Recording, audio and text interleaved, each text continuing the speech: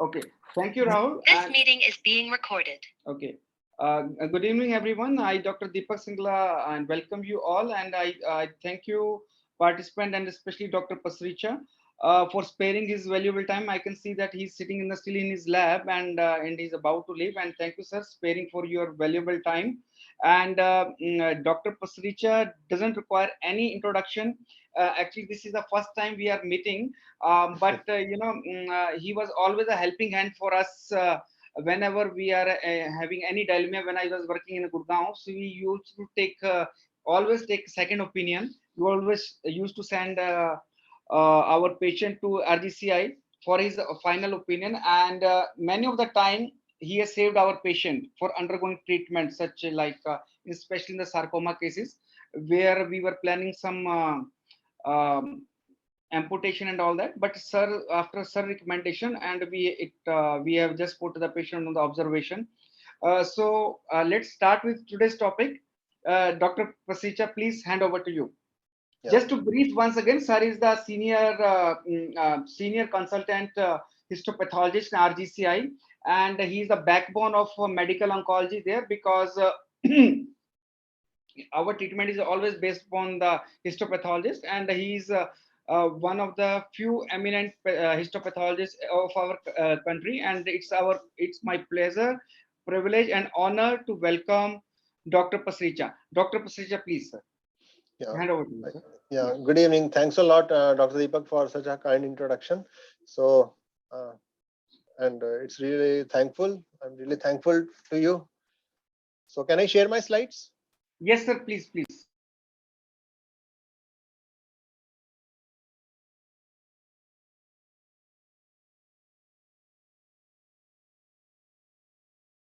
So, it's a full screen. No, sir. You need to make it a full screen.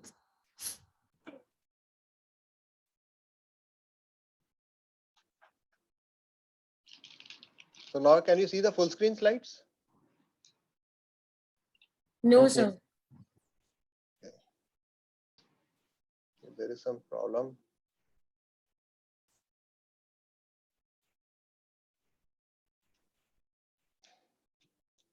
Is the slide moving? No, sir. Not moving now.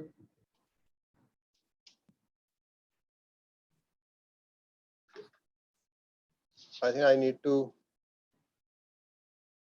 I think I just share it again. Sure, sir.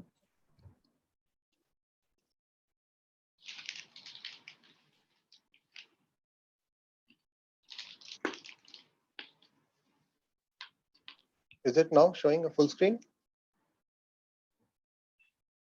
No, sir. Not visible on full screen. Okay, just give me a minute, please. Sure, sir.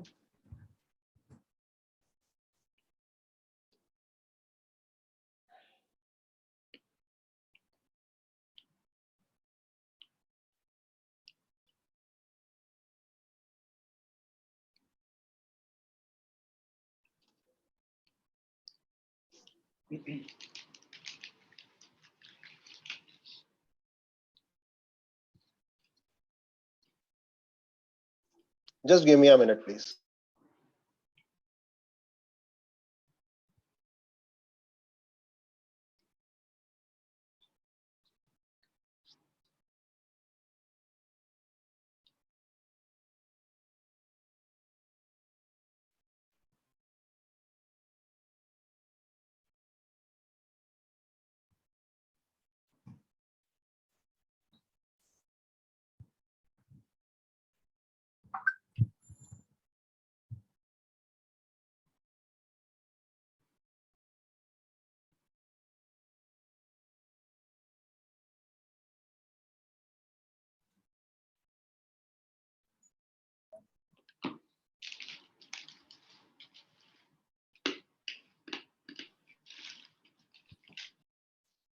करूं sir share हाँ share का ये biomarker से नीचे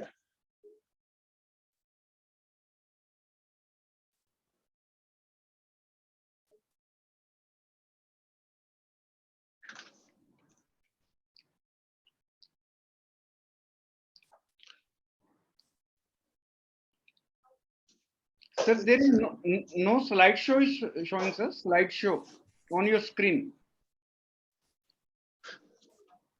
Slideshow. And Gitika, can you guide, please? Yeah, click on bottom button so for a screen part. जहाँ पे zooming part आ रहा है ना, it's around 70%.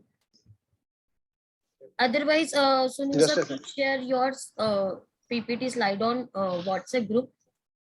From my side, I'll present your PPT, sir. Okay.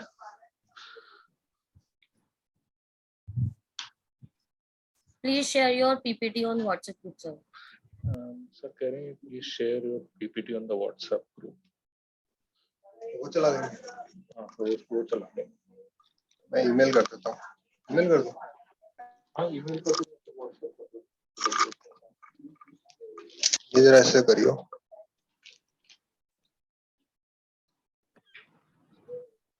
आपके email पे है sir? ये है.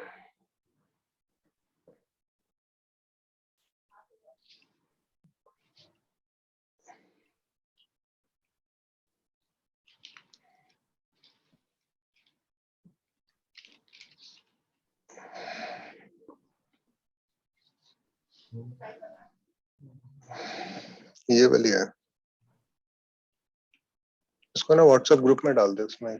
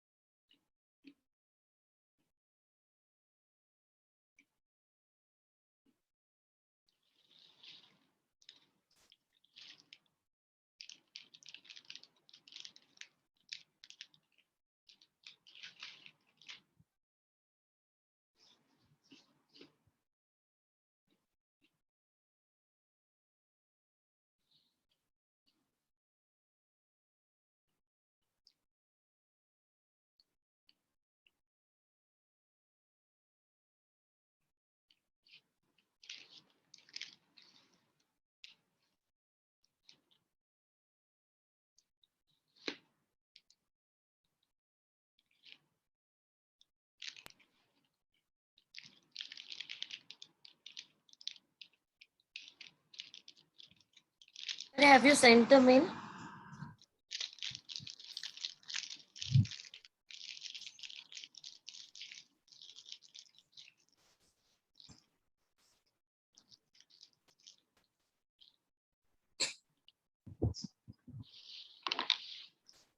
Yeah, I'm just here. I've just shared in the WhatsApp group. Now you are asked me to. Okay, just wait, sir. It will take just 10 seconds to completely download and to go in the WhatsApp group.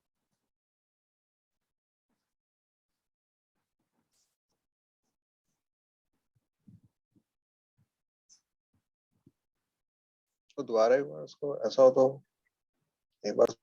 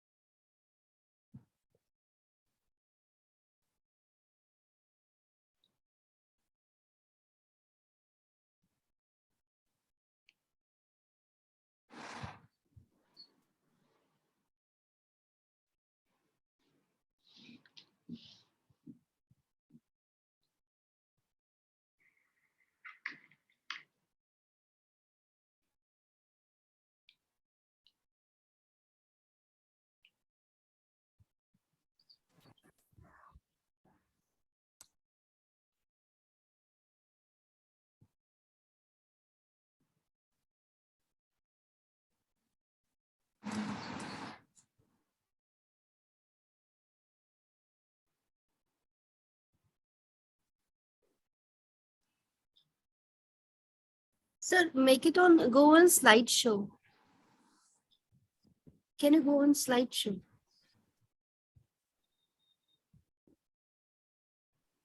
I've already make on the slideshow. Is it? Just scroll, sir, once. Yeah, I'm scrolling it. Is it moving? Actually, it's moving No, on sir, my. it's It's Acha. actually. Rahul, can you just check whether why sir is not able to move it? No, actually, it's moving on my screen. Actually. That's why, sir. Rahul, can you just check? Can you give permission? Support team. Just click on slideshow, please, after animation. So, sir is doing, but unable to do it on Zoom. We are not able to see it, but on his like system, he's able to do it. So why not it is happening? Sir, can you share your slide on mail ID, which has been updated in the WhatsApp group? Okay, I'll just share my PPT on the Mail ID, huh? Mention mail mail ID. ID. If you share it, it will be Okay. good, sir. Thank you. Okay.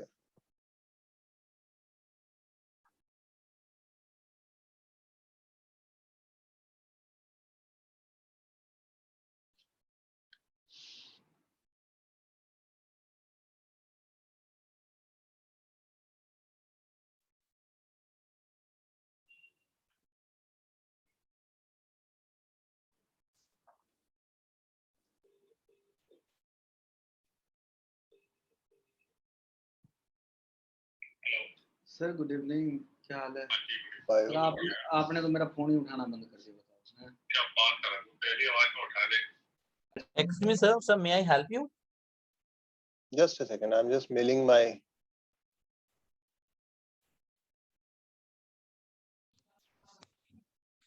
No, sir. Please stop share.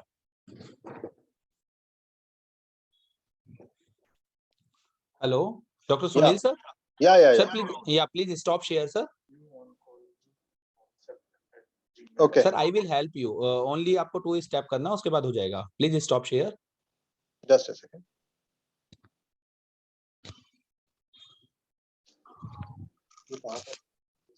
रुको sir, मैं करता हूँ stop share आपका. या अब एक बार sir नीचे आपको click on share screen button पे क्लिक कीजिए. शेयर स्क्रीन एक ग्रीन कलर का बटन होगा sir.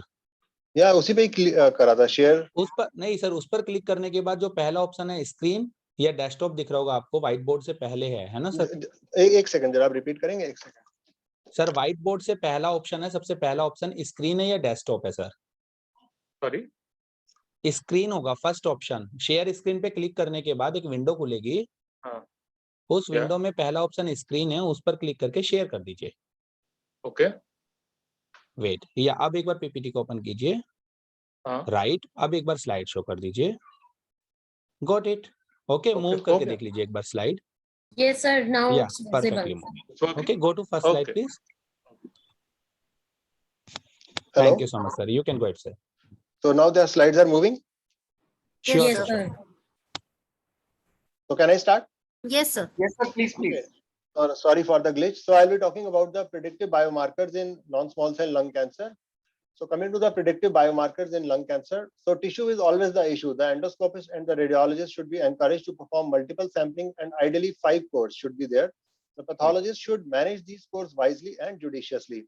So one has to economize on the use of the tissue, like each core of the tissue to be blocked separately. Initial diagnosis has to be completed using 4 sections, and one has to rely on morphology and limited IHC, like P40 and TTF1 are good enough.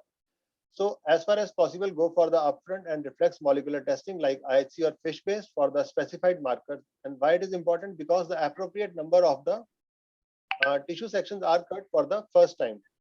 Moreover, there is no repeated trimming of the block and wastage of the tissues, and turnaround time is also controlled.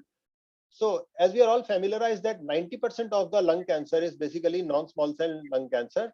And the role of the pathologist in the current era is not only just to diagnose the lung cancer, but also to identify the potentially actionable, targetable driver mutation so that the patient can be put on the targeted therapies.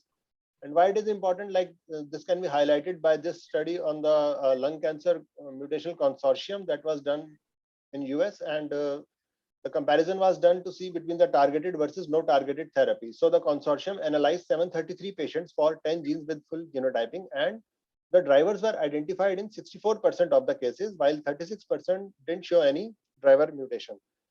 And one can see a very good prognostic separation of the curves, like the patient in which the drivers were identified and they were put on the targeted therapy, this orange graph. So they really did fairly well as compared to the patients who did not have any driver mutation or who did not subject to the targeted therapy. So the consortium demonstrated that the best outcomes are seen in the patients with identified drivers placed on targeted therapy with 3.5-year median survival, which is a very commendable advancement for both diagnostic and medical oncologists. So as we all know that the great bulk of the targetable mutations are comprised of EGFR and ALK only, but there are potential applications in uncommon mutations like RET, BRAF, METs, ERB2 amplification, ERB2 mutations. So in totality, they makes around 14.5% in all, which is a significant number. So biomarker testing in lung cancer is always a moving target. In 2013, if you see the international guidelines, there was a recommendation to do EGFR and ALK gene fusion, and there was insufficient evidence to support NGS panel. However, in 2018 updated guidelines, besides EGFR mutation and ALK gene fusions, there was a recommendation to add ROS1 gene rearrangement and also to add BRAF, ERB2, MET, RET if doing a large panel. And most important, the NGS panels were preferred over a single gene test if you are going beyond the three EGFR, ALK, and ROS. And also the use of cell-free DNA was also recommended for testing when tissue was unavailable. And ESCO NCCN guidelines extended the recommendations to include the routine first-line BRAF mutation testing also in 2019. So in a nutshell, we have two categories. One is the minimum necessary, which is a must-do test, and other is the recommended, which is a should-do test, which as far as possible we should do. So starting with the EGFR mutation, it's the most robust predictive biomarker for response to EGFR TKIs. It confers a more favorable prognosis, and therefore a targeted therapy should be used ahead of chemotherapy and immunotherapy in EGFR positive NSCLC. Especially in Asian population, lung adenocarcinoma up to 60% incidence. It is there, especially among the non-smoker females. Therefore, great efforts has been made to standardize the diagnostic test. Approximately 90% of all EGFR mutations, they consist of either a deletion in exon 19 or a single specific point mutation, that is L858R in exon 21. So two FDA-approved test kits are available. We are having both at RGCI in the molecular department, the COBAS EGFR mutation test for common activating mutation and V2 test for T790M mutation. The other one is platform is the QIAGEN TheraScreen. So these tests are highly sensitive and they can detect the mutation in the sample with the tumor infiltration as low as 10 to 20%. Unfortunately, the resistance to TKI are inevitable. And this is the mechanism of resistance post first-line EGFR TKIs. The major chunk is formed by the T790M, which accounts for 50%, for which the osimertinib drug is recommended. So here also comes the role of the liquid biopsy. To capitalize the role of liquid biopsy, several studies supports the use of plasma genotyping as the first line testing to detect a T790M. The tissue biopsy would be required only when T790M is not detected in the plasma, as false negative rate of 30% is associated with plasma genotyping. However, the treatment response to the tissue or whether plasma detected sensitizing mutation is absolutely same. And now with the established use of the first line osimertinib may largely prevent the development of this resistance T790M and has a better CNS penetration. Coming to the ALK rearrangement, more than 12 different variants of EML4 and ALK variants have been identified and non-EML fusion genes have been detected. The impact of the ALK variants on the heterogeneity of the response to ALK inhibitor has not been fully elucidated. They are seen in approximately 5 to 8% of the patients with advanced NSCLC, commonly seen in young and non-smokers. And this systemic review and meta-analysis of 12 studies have shown the superiority of the ALK inhibitors over the chemotherapy, both in terms of overall response rate and progression-free survival. And the next generation agents like alectinib, brigatinib yielded a better response intracranially than crizotinib in terms of both objective response rate and time to CNS progression. So coming to the matters of identification, the immunohistochemistry and FISH are the single gene assays, and NGS as a part of multi-gene assay. So this is how we evaluate the FISH. The one probe is tagged to the ALK gene, the other is adjacent to the ALK gene. So if there is a rearrangement, so what we'll see that the signals will have a break apart. If there is no rearrangement, so the signals will not break apart. This is the immunohistochemistry. So A strong diffuse positivity is also a positive test, and even a focal even a focal strong positivity is also a positive test. But IHC immunohistochemistry has several advantages, and we are at our institute doing upfront immunohistochemistry. Why? Because it's a faster, cheaper, standardization is easier, more labs can do it. It's reliable, as the normal lung tissue do not express ELK immunohistochemistry. And the clone we are using is D5F3, which is FDA approved. So the superiority of the TKI crizotinib over chemotherapy in the first-line ALK positive NSCLC was proven in long back in 2014. However, resistance to treatment invariably develops, and often with the progression in the brain. So the second line and the third line TKIs have proven their better efficacy. And the third generation, especially lorlatinib, who led to a 72% improvement in the PFS as compared with the crizotinib in the first line treatment. Coming to the ROS1, it is a receptor tyrosine kinase. The rearrangement is seen in 1 to 2% of NSCLC. It is because of the translocation between the ROS1 and the most common partner is the CD74 gene. Activation of the downstream oncogenic pathways occurs due to the ROS rearrangement that leads to tumorigenesis. And this rearrangement is sensitive to the ROS1 inhibitors like crizotinib and entrectinib, which are FDA approved. So the FISH is recommended as a single gene assay, and NGS is recommended as a part of the multi-gene assay. Immunohistochemistry is a very effective way of screening we are using at RGCI, and we are using the clone D4, D6 cell signaling antibody, which is the recommended antibody. And recently, one more antibody from Ventana is also a equally good additional recommended antibody. But the bottom line is that all the positive immunohistochemistry cases should not be considered positive, and they must be confirmed with the FISH analysis before starting on the targeted therapy. BRAF mutations, it's a downstream signaling mediator of KRAS that activates the MAP kinase pathway. They are observed in 1 to 3% of NSCLC. Mutation can occur at V600 position of exon 15 or outside the domain. So NSCLC patient who progressed on chemotherapy, the combination of the BRAF and the MEK inhibitor, that is dabrafenib plus trametinib, has been approved by FDA. The preferred testing method is, if you are going for a single gene assay, it's the PCR sequencing, and NGS for a multi-gene assay. So these were the initial trials that showed encouraging results, and the dabrafenib plus trametinib could represent a new targeted therapy with a robust anti-tumor activity and a manageable safety profile in the patient with previously treated or untreated BRAF V600E mutant NSCLC.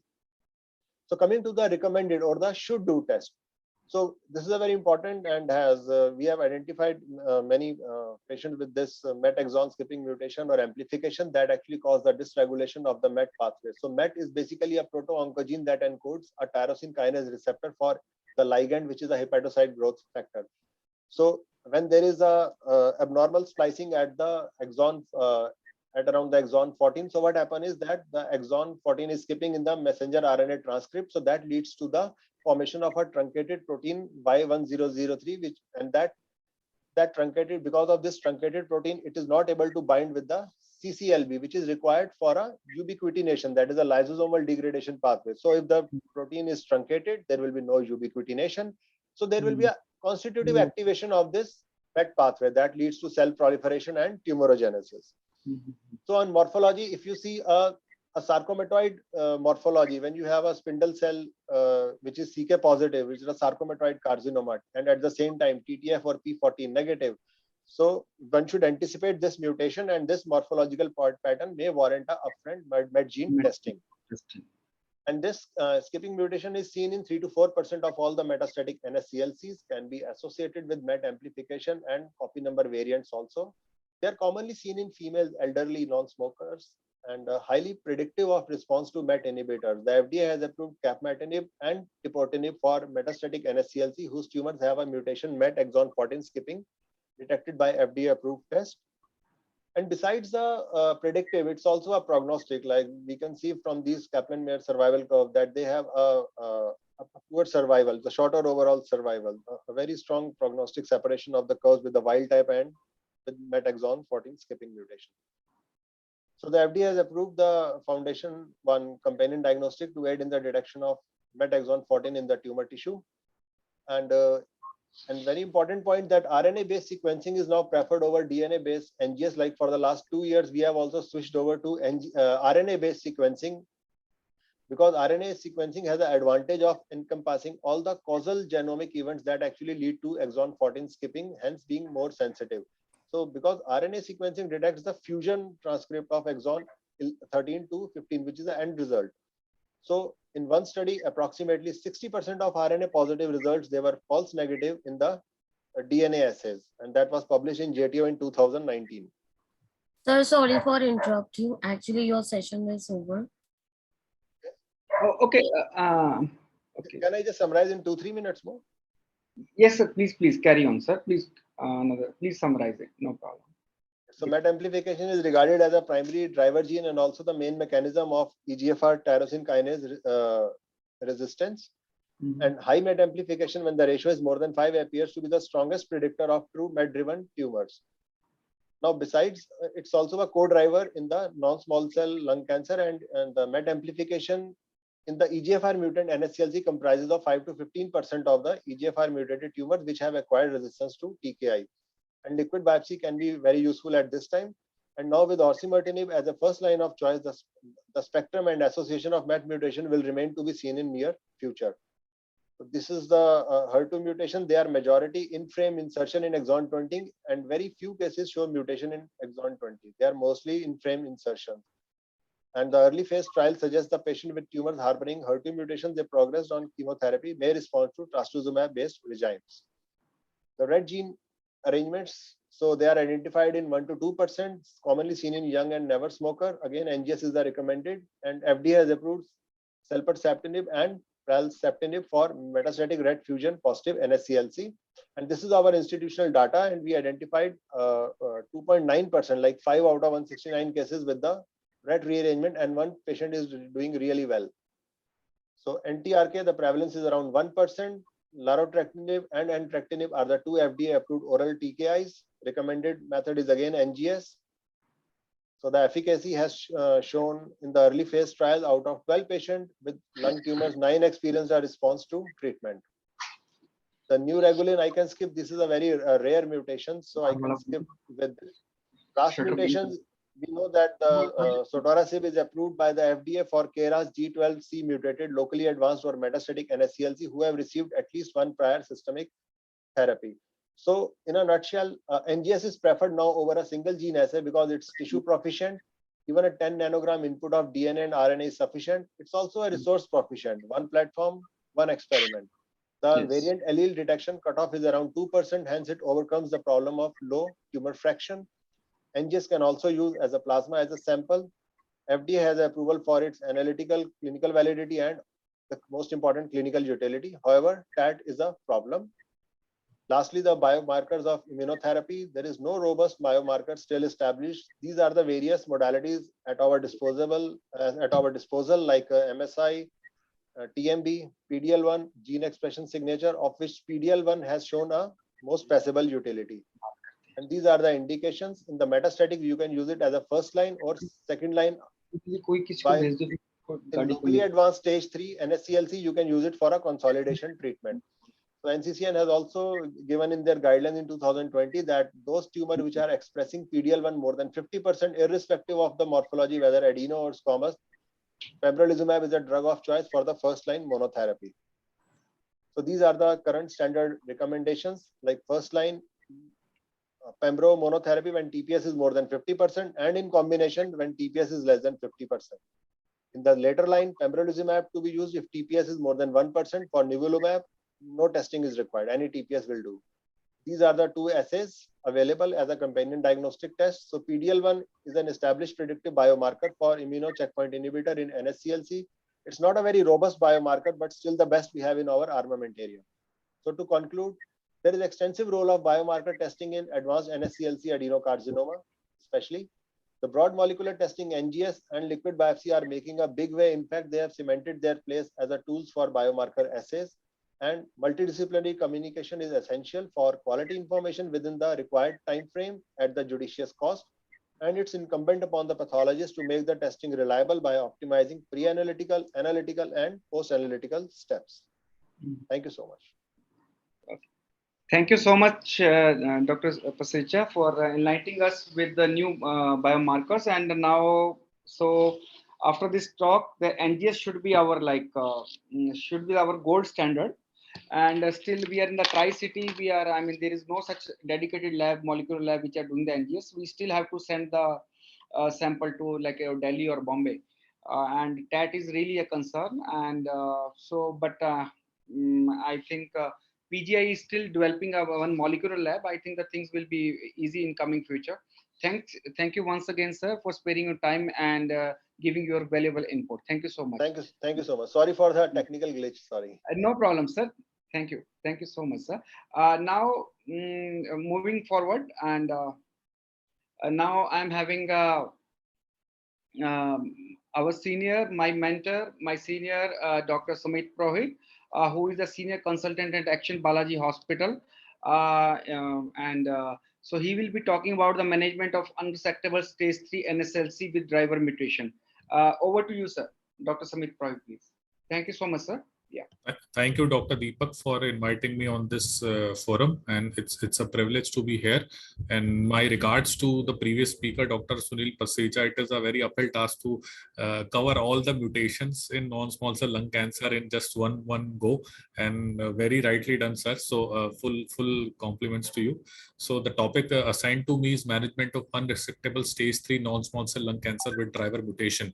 So going to the background. With stage 3 lung cancer, we know that non-small cell lung cancer as a whole represents around 75 to 80 to 85% of lung cancer patients. The NCRP data suggests that 30 to 60% of the patients may present with stage 3 lung cancer. However, what I feel is that in Indian scenario, this is much lower. Surgery is often not possible in more than 90% of the patients with stage 3 lung cancer in India because of the patient's preference. They don't want to go into the surgery, high surgical mortality, and of course, there are patient and tumor related factors. So how to differentiate between a resectable and unresectable locally advanced non-small lung cancer? So patients with locally advanced disease make up a very heterogeneous population with varying degrees of tumor resectability, being it N1, N2 or N3 disease. Often N2 is further divided into a small less than 1.5 centimeter or a bulky more than 3 centimeter N2 disease. A smaller disease can still be operated or can be taken for a neoadjuvant chemotherapy. However, a bulky disease often lands up in chemoradiation. Resectability status can change after chemoradiation. However, the percentage is very low. There is no universally accepted definition of unresectable stage 3 disease. Determination is often made case-to-case basis by an experienced thoracic surgeon and as a part of multidisciplinary team. In a randomized trial in patients with locally advanced non-small cell lung cancer, there was no significant overall survival benefit gained by adding surgery after chemoradiation compared to treatment with chemoradiation alone. So chemoradiation remains the standard of treatment. And how do we approach a locally advanced stage 3 unresectable cancer? The case is often discussed in a multidisciplinary board, which involves a pathologist, thoracic surgeon, a medical oncologist, and radiation oncologist. And of course, you cannot go away without a good pulmonologist who does a biopsy. And pathologist again is a need of hour. I don't know in how many patients we can go away without an IHC, but genetic testing is the need of hour, and especially the NGS space. And we are doing most of these testing as described by Dr. Pasricha in the previous lecture. So the diagnostic and pre-treatment evaluation includes a pulmonary function testing, a bronchoscopy. If you have a mediastinal node, the mediastinal lymph node assessment is required, either by a mediastinoscopy or an EBUS. In certain cases, high-risk cases, we do a brain MRI with contrast, and often we are doing FDG PET scan at baseline and then at regular intervals. Once the patient is diagnosed with a stage 3 unresectable cancer, a definite chemoradiation is the standard of care. Concurrent chemoradiation has shown some edge over the sequential chemoradiation. However, often we go with sequential also because that is often less toxic. So coming to survival outcomes in patients with locally advanced stage 3 unresectable non-small NSCLC, concurrent chemoradiation is the standard of care for patients with advanced NSCLC. And if you see the outcomes between sequential and concurrent, so if you follow these graphs, so the brown graphs are the concurrent and the white graphs are the sequential. So you can easily make out that the concurrent chemoradiation graph is doing much better at the end of 3 years and then at the end of 5 years. And this is in terms of overall survival. Similarly, in terms of PFS, the concurrent chemoradiation outscores at the end of 3 years and at the end of 5 years. So there have been a few consolidation trials which have been done once you have given the chemo radiation, and a few of the trials have included chemotherapy molecules like docetaxel. This is consolidation with the docetaxel in the HOG trial. In the KCSG trial, it was consolidation docetaxel plus cisplatin, and then there was a Proclaim trial that used Pemcis versus etoposide with chemo radiation. So most of these trials were failure trials. They had not shown any benefit. Then there was a RTOG trial which compared 60 gray versus 74 gray. Again, there was not much advantage. And then there was attempt to use targeted therapies in consolidation like Jeftinib or Cetuximab. Again, these trials were negative trials. So if you see the prevalence of EGFR mutations across all stages, even varying by region, so overall percentage is around 32%. And with respect to age, if you see the marker is hovering around 32, 33, 37. So this is the percentage which we see in Asian population. With respect to other ethnicity, America, it is around 24%. In Europe, it's 14%. Japan, it's 36%. In China, it's 38%. 32%. In Korea and US, it's 23%.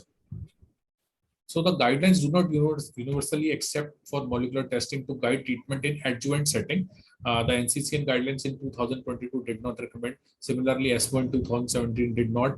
This was the ASCO Cancer Care Ontario Clinical Practice in 2017, which did not.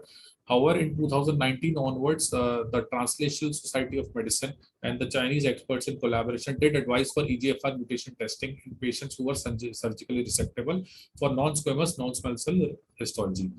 And what they suggested that adjuvant therapies in patients with EGFR mutated non-small lung cancer may include chemotherapy, EGFR TKIs, and chemotherapy plus EGFR TKIs. So this is now the latest guidelines we are doing adjuvant EGFR TKI testing in patients who have resectable lung cancer.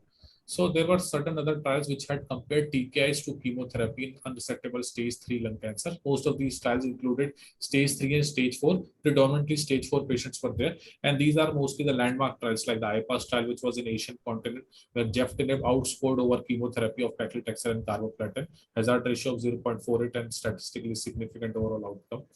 Again, with respect to optimal trial, which was done with erlotinib comparing with chemotherapy, this was a positive trial. Outcomes were statistically significant with a significant hazard ratio of 0.16. And then you had afatinib, which again outscored with respect to median PFS. So there were trials which had now compared TKI along with chemotherapy versus chemotherapy in unresectable stage 3 patients. And most of the trials were negative trials. If you see the Interactive Route, Talent, Flex, all these trials were negative trials, included TKI plus chemotherapy versus chemotherapy. Then there were trials of TKIs in a second line setting versus placebo, and these were showing slightly, they were slightly advantageous over the placebo. So coming to the first study, which actually took into account and saw that whether the consolidation therapy did actually have an advantage. So this was the PACIFIC study. It was a phase 3 randomized double-blinded study, placebo-controlled study. It was a multi-center international study.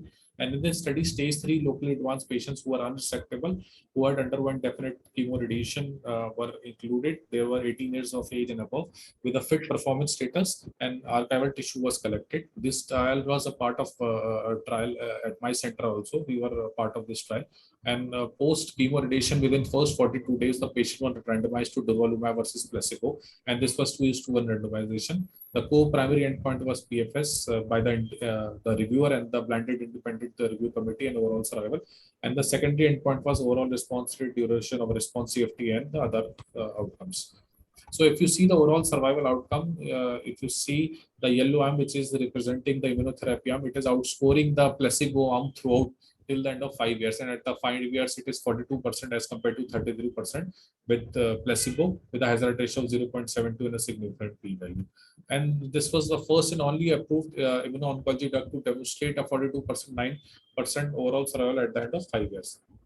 If you see the PFS advantage with by the blinded independent review committee, again at the end of 5 years, the benefit was in the with the immunotherapy arm as compared to 19% only in the placebo. So it is first and only IO drug to have shown a sustained and durable PFS for 33% at the end of 5 years. So if you see the stratification factors with respect to all the factors were lying on the left side of the unity, going to show that the durvalumab arm was doing better than the placebo arm. And if you see with respect to the PD-L1 expression. Of course, the patients who had high PD-L1 expression were doing much better with a lower hazard ratio as compared to patients who had less than 25%. What is interesting is to see the EGFR mutation status, which was in a very limited number of patients, close to around, I think, 44, 43 patients. And what they saw was that patients who had wild EGFR mutation were doing much better with a hazard ratio of 0.47 as compared to patients who are per EGFR mutant. However, the benefit of durvalumab was shown irrespective of EGFR mutation status. The small sample size of this group, which was 43, and the exploratory nature of analysis precludes any definite conclusion. So we know that driver mutations predict poor outcome to immunotherapy, and this was again seen here that non-small cell lung cancer patients with driver mutation had worse outcomes with durvalumab. But these patients, when they were progressive and they were offered targetable mutation drugs in the second line setting, had an improved progression-free survival. They were doing better. So if you see the PFS advantage when these patients were on immunotherapy, the median PFS was 6.3 to 13 months in mutated patients as compared to 9.5 with 18.6, 9.5 to 18.6 months in wild type patients. However, post progression, the tables reversed and the mutated patients were offered a good EGFR TK and they did much better as compared to the wild type patients. So we have also seen that the patients with there was a superior locoregional control but inferior distant control which was observed with patients after chemoradiation in EGFR mutated patients. And this is well known that if you have a EGFR mutation patient, there is a high tendency that patient would relapse in a distant setting. So what are those distant settings that we will be seeing in subsequent slides? So there was a high risk of brain metastasis following chemoradiation in EGFR mutated patients. And if you see the distant progression in EGFR mutated and EGFR wild type, so this was statistically significant, and there was a higher incidence of brain metastasis in EGFR mutated patients. So this is the incidence of brain metastasis in EGFR mutated patients, which is to the tune of 35% as compared to 15% in wild type EGFR patients. So to summarize here, the outcomes for patients with stage 3 EGFR mutated non-small cell lung cancer differ from mutation or wild type patient. There is a shorter PFS, there is a high chance of distant recurrence and higher incidence of brain metastasis. So what do we know? So this trial was studied for this particular scenario where they used erlotinib concurrent with chemoradiation followed by erlotinib maintenance. This was a phase 2 study and a multi-center randomized open label study where 41 patients were enrolled. These were unresectable stage 3 patients, 3A, 3B, treatment naive and with EGFR 99 deletion or L858R. Randomization was 1:1, and these were the primary and secondary endpoints. So what they found was that the median PFS was 27.9 months in the erlotinib arm as compared to 6.4 months in the chemoradiation arm, and with a significant p-value. So again, there was a study, the LAURA study, which used Tagrisso maintenance post chemoradiation in patients with locally advanced unresectable stage 3 EGFR mutated non-small cell lung cancer. And this is the study design of LAURA study. These are stage 3A/B EGFR mutated non-small cell lung cancer, recruiting both deletion 19 and L858R with the intention to cure. They have been divided into sequential versus concurrent chemoradiation, and following that, the patients are again randomized into 2:1 ratio to osimertinib versus placebo. It's an open label osimertinib study, and post progression, what they are trying to see is the progression-free survival 2, time to first subsequent treatment, the second subsequent treatment, and the overall survival. So results are still awaited. Again, another attempt was done using with the use of osimertinib as an induction therapy, and this was done prior to concurrent chemoradiation.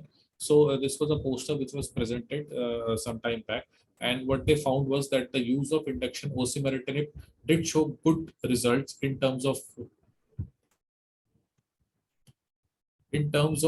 reduction in tumor size. Close to 92% of the patients achieved a good reduction in tumor size, and a median of 39% reduction in gross tumor volume following treatment. So this would definitely help the way it looks in terms of overall survival and to give a better chemoradiation to such patients. So to summarize, in stage 3 unresectable driver mutated patients, chemoradiation can be given to such patients with driver mutation as a definite treatment. Our choice of consolidation therapy is still evolving. As of now, we are using the details of PACIFIC trial and offering immunotherapy to such molecules. In PACIFIC trial, EGFR mutation subgroup did also show some benefit in such patients who were mutated. EGFR TKIs in combination with chemotherapy have not shown a very significant benefit. Third generation TKI, the osimertinib on LAURA trial may give an answer, just like the ADAURA trial in adjuvant setting. Most potent TKIs like osimertinib should be investigated in neoadjuvant setting as well, and appropriate sequencing strategies should be implemented in such patients. So with this, I'll stop here, and I thank you all for your patience. Okay. Thank you, Dr. Sumit Purohit, for giving us a very good insight about EGFR for driver mutation stage 3 unresectable unresectable lung cancer. Sir, I do have one question, sir, to you. Sir, in how many cases when you are in doubt, so mediastinoscopy you are doing to look for N2 nodes or N1 and 2 nodes? Very limited percent. Mostly, Very I think EBUS does give an answer, but sometimes it is still suggested. The issue is most of the patients do not comply with that. They say you start with because one EBUS experience is so bad. So I think later on the mediastinoscopy or any other procedure they are usually very reluctant to. But my percentage is very limited. I know other people in the forum may give a percentage. I have a very limited percentage. Very limited. Okay, you have, sir, rightly said that the majority of our patients fall into the stage 3 category. Sir, even in N1, you don't offer the surgery, right? Even if the I do offer surgery. You do offer surgery, sir? Yes. Followed by chemoradiation if required. Yes. Okay, right. Thank you so much, Dr. Sumit Purohit. Now I would like to welcome our next speaker. He is Dr. Sachin Gupta, and Associate Director of Medical Oncology at Max Hospital, Mohali. And sir is one of the most senior medical oncologists in the Tri-City. So he will be talking about the rare ALK mutation management, ALK rearrangement in the advanced and non-small cell lung cancer, TKI, and what is beyond that. So Dr. Sachin Gupta, to you, sir. Yeah, thank you, Dr. Deepak, for inviting me here today evening. And let me just share my screen.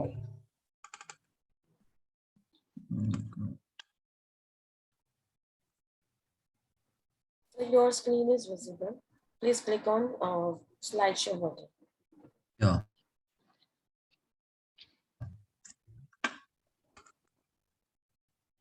You can see my slides now? Yes, sir, now it's visible. Yeah, great.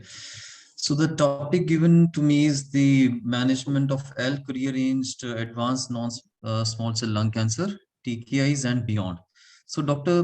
Pasricha has already set the stage, and after having discussed the biomarkers and the relevance of the biomarkers, so my task is little easier.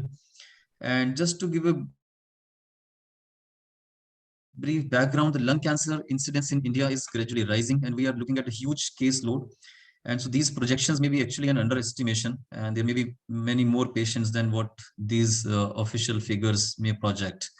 So this is the incidence, and this is the lung cancer mortality, which is again in thousands and lakhs subsequently in coming decade.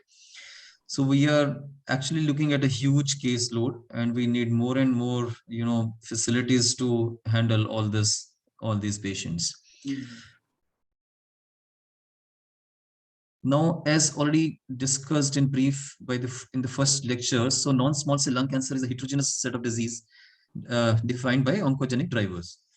So there is a huge change in the way we are treating lung cancer. In last 20 years, we had seen this journey where we were treating everybody equally with the same, similar kind of chemotherapy, therapeutic drugs and doublets, platinum-based doublets, and the survivals used to be nearly, let's say, about 10 months, 12 months, and hardly 10% patients used to reach 2 years. So with the advent of these molecular markers and discovery of all these oncogenic drivers, so things have changed immensely. So as we all know, this EGFR sensitizing mutations and KRAS, ALK. So ALK mutations is the focus here right now. And so we get nearly 5 to 7% patients who are ALK positive when we do this NGS testing and this testing for non-small cell lung cancer.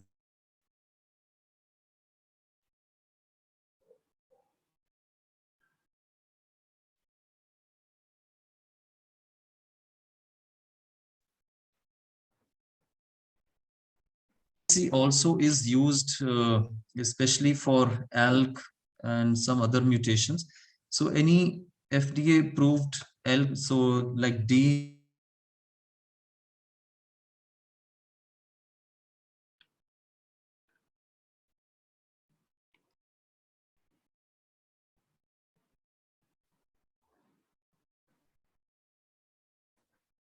drivers. Sachin So sir, this is your voice is not audible. I think some network issue. Can you check your internet connection? Now I think it's coming now, sir. I think, sir, you are audible now. Yes. Signals, it is showing full signals actually. Let me know, then I'll have to change my Wi-Fi to another mode. Okay, may I go ahead? Yes, sir. Yeah. So the fusion of ALK with EML4 and similar types of genes leads to ALK fusion protein, which stimulates the downstream pathways and leads to more cell division and mutations and proliferation and metastasis. So ALK inhibitor drugs like crizotinib, alectinib, lorlatinib, so they block this mutation product, and this is how they block the further downstream effects of the ALK fusion. So now nearly 5% of all this advanced non-small cell are ALK, and so there is a distinct category of patients. So younger age, never or light smoking history, and adenocarcinoma histology is where we'll find the ALK mutations more. And nearly 5 ALK targeted TKIs have been FDA approved in last nearly 11 years. So the first generation was crizotinib, and I was fortunate to use this drug in 2011 when this was on compassionate grounds we procured for a patient. And so the first patient I got tested for ALK came positive, so which rarely happens. You know, it was a luck that that patient came out to be positive. And this was when I was in Gurgaon, and later I moved to Max in Mohali, and the second test I ordered for ALK also came out to be positive.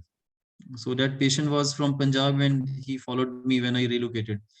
And after that, it took 3 years for getting the third patient who was positive for this. So then we have second generation TKIs like ceritinib, brigatinib, alectinib. So these are available to us, ceritinib, alectinib, and third generation is lorlatinib. So these drugs, most of these drugs are available to us. And so as the generation improves, there is potency, activity, and CNS activity is also shown to be better. So this is the timeline of FDA approvals for ALK targeted therapies.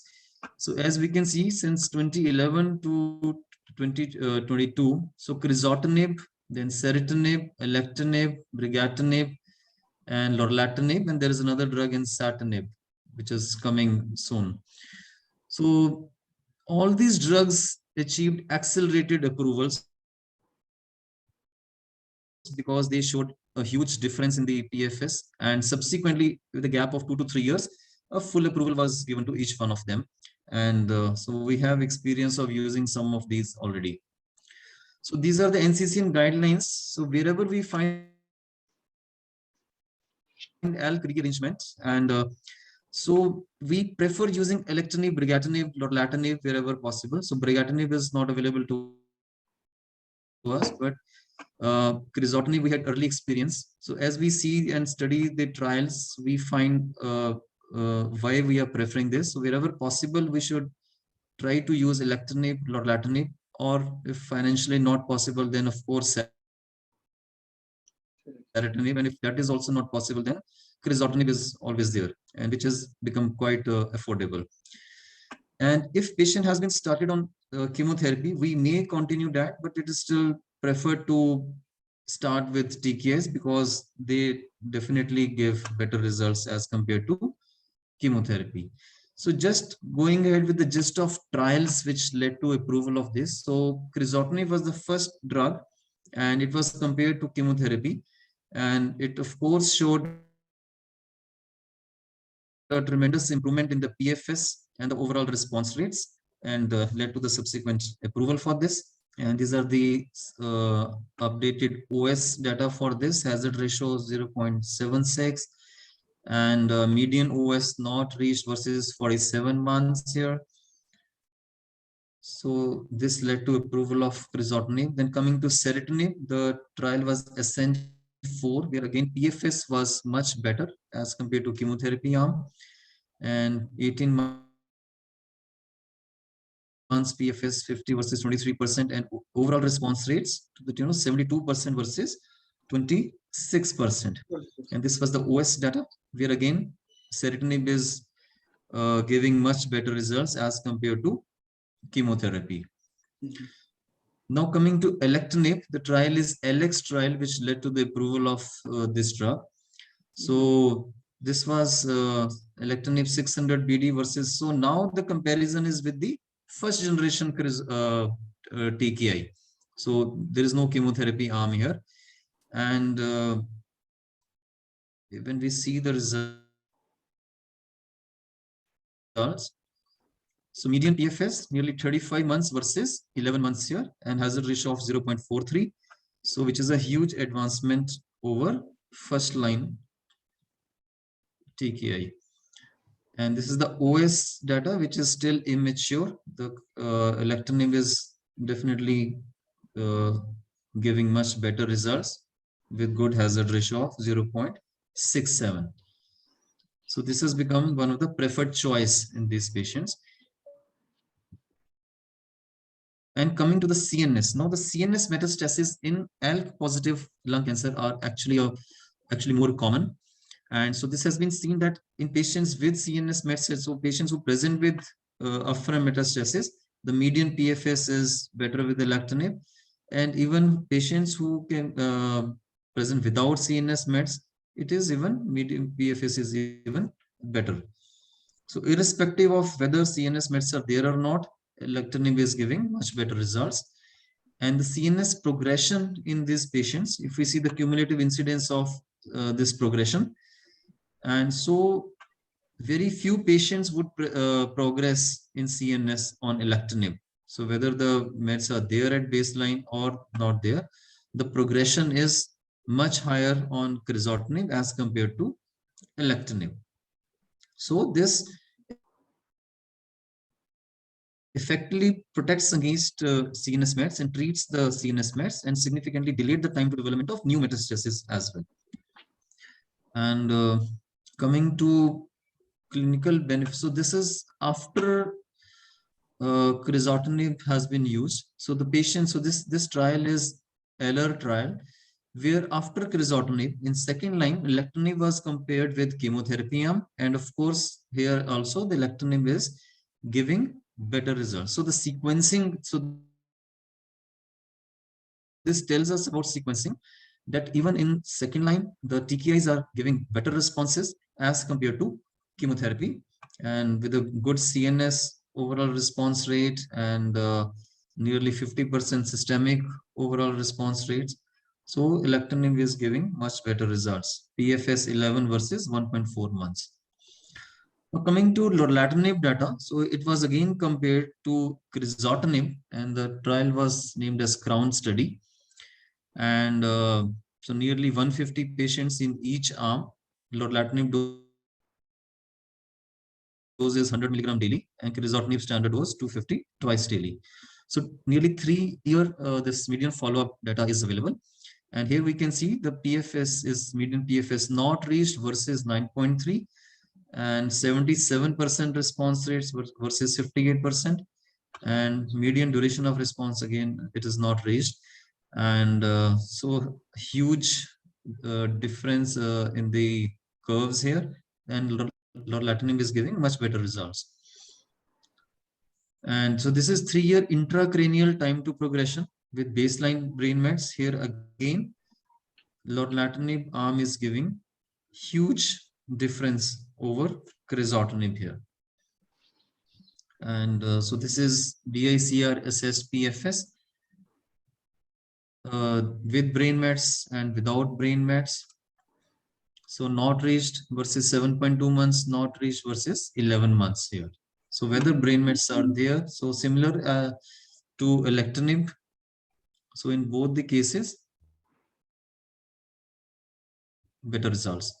And this is 36 months data for BICRSS intracranial TTP in patients without baseline brain met. So majority of patients, almost all the patients continue to,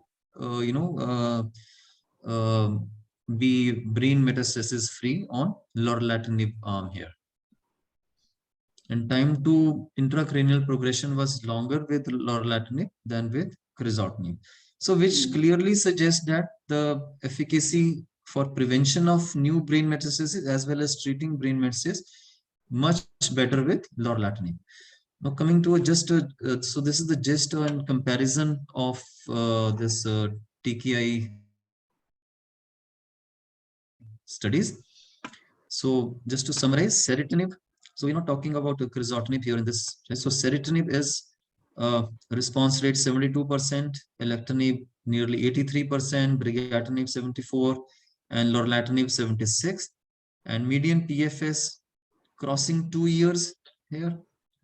Intracranial response rates nearly 70-80%, and CNS CR rates coming to the tune of 71% with lorlatinib here. And just to summarize the side effects, so all these drugs don't come without toxicities. So we have constipation and anemia, fatigue, deranged LFTs, myalgias with the alectinib. And so I'll talk about lorlatinib here, which leads to hypercholesterolemia, hypertriglyceridemia, edema, weight gain, neuropathies, diarrhea, dyspnea.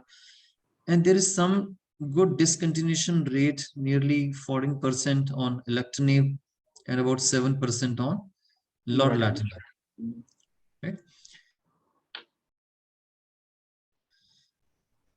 So this is a summary of, again, so I'll just bring you to the important point here, that when we see 3 years PFS, so 46% with alectinib, nearly 45% with brigatinib. So ensatinib is about, so this is 27 months. And so this is not reached 3 years. We'll talk about lorlatinib here, which again 36 months, 63% PFS as compared to nearly 19% with crizotinib. Now what to do if we have progressions? So these patients, some of these patients are obviously going to progress somewhere, and a lot of time these progressions are in brain and in primary in the lung. So we personally also have experienced this, and we have used so definitive local therapies, SBRTs and CyberKnives, SABR, or even surgical options for localized progressions and continuation of the agent, whether it is second line or third line drug, I mean second generation or third generation, or switching over to lorlatinib if we find some mutations. So a retesting, rebiopsies, and again testing for mutations can be done wherever possible and conducive. And lorlatinib may be a choice for this particular mutation. So always consider local therapies in these patients and continue the treatment which was being given, or switch over to a higher generation TKI if possible, and if we feel that this mutation is there, which may be and this drug may be more active there.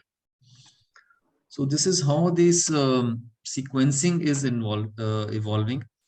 So we may have various situations. So if the patient is not affording, and we have started crizotinib, and of course the median PFS would be somewhere around a year. So we have to go for second or third generation drug at that point of time. And the patient may be more receptive to these drugs once the disease has progressed.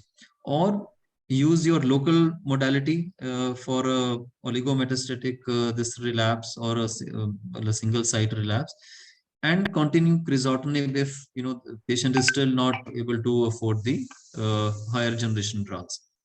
So best to use alectinib or lorlatinib for a longer PFS and longer survival. And after alectinib, of course, there is choice of using lorlatinib. And after lorlatinib, things are not, so whether the other drugs would be working is not very clear.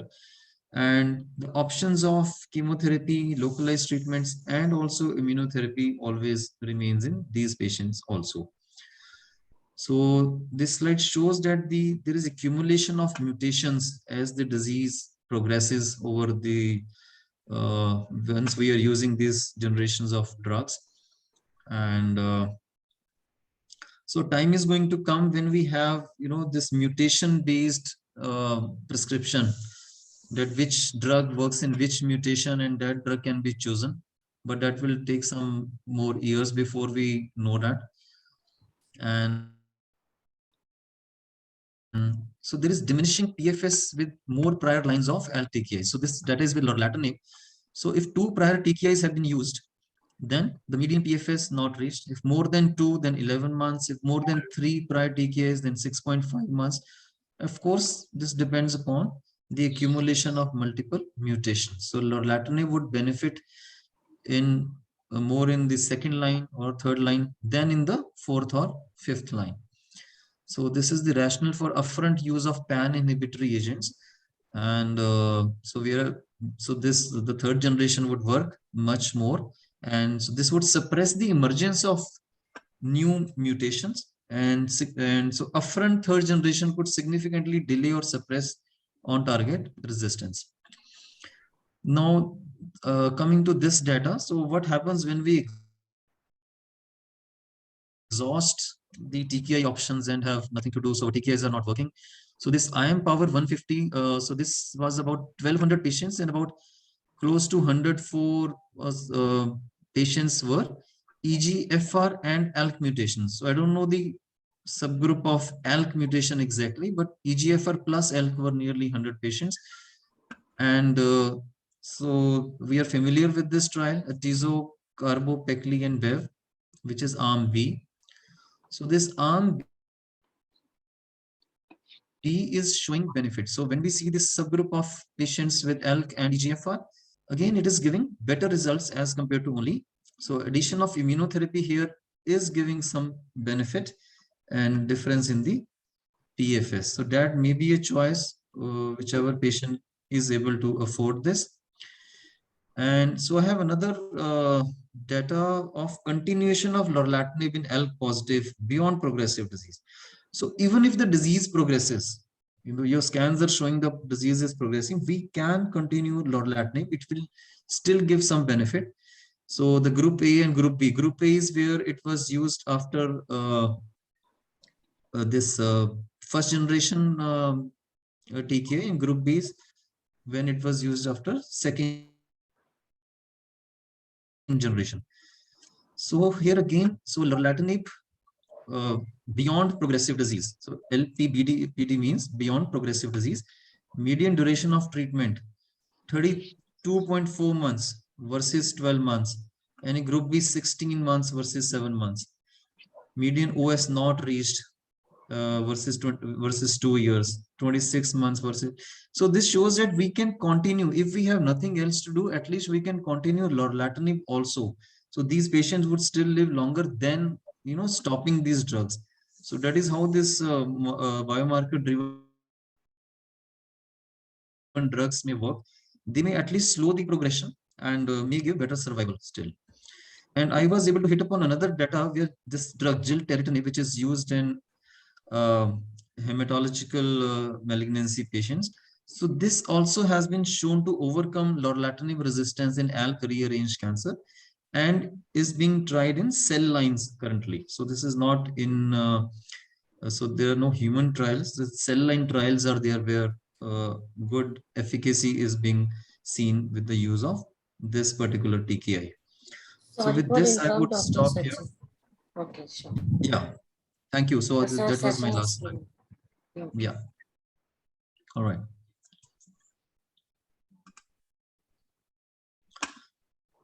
Yes. Okay. Thank you, sir. Thank you, sir, for a wonderful talk, sir.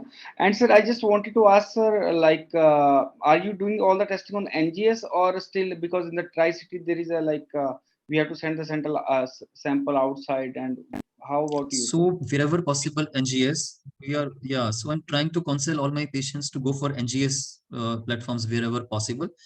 And if we have financial issues, then we have some coupons where, at least the lung cancer specific biomarkers can be done Can be done. through some labs. So those we are using wherever required. Okay. Thank you so much, sir.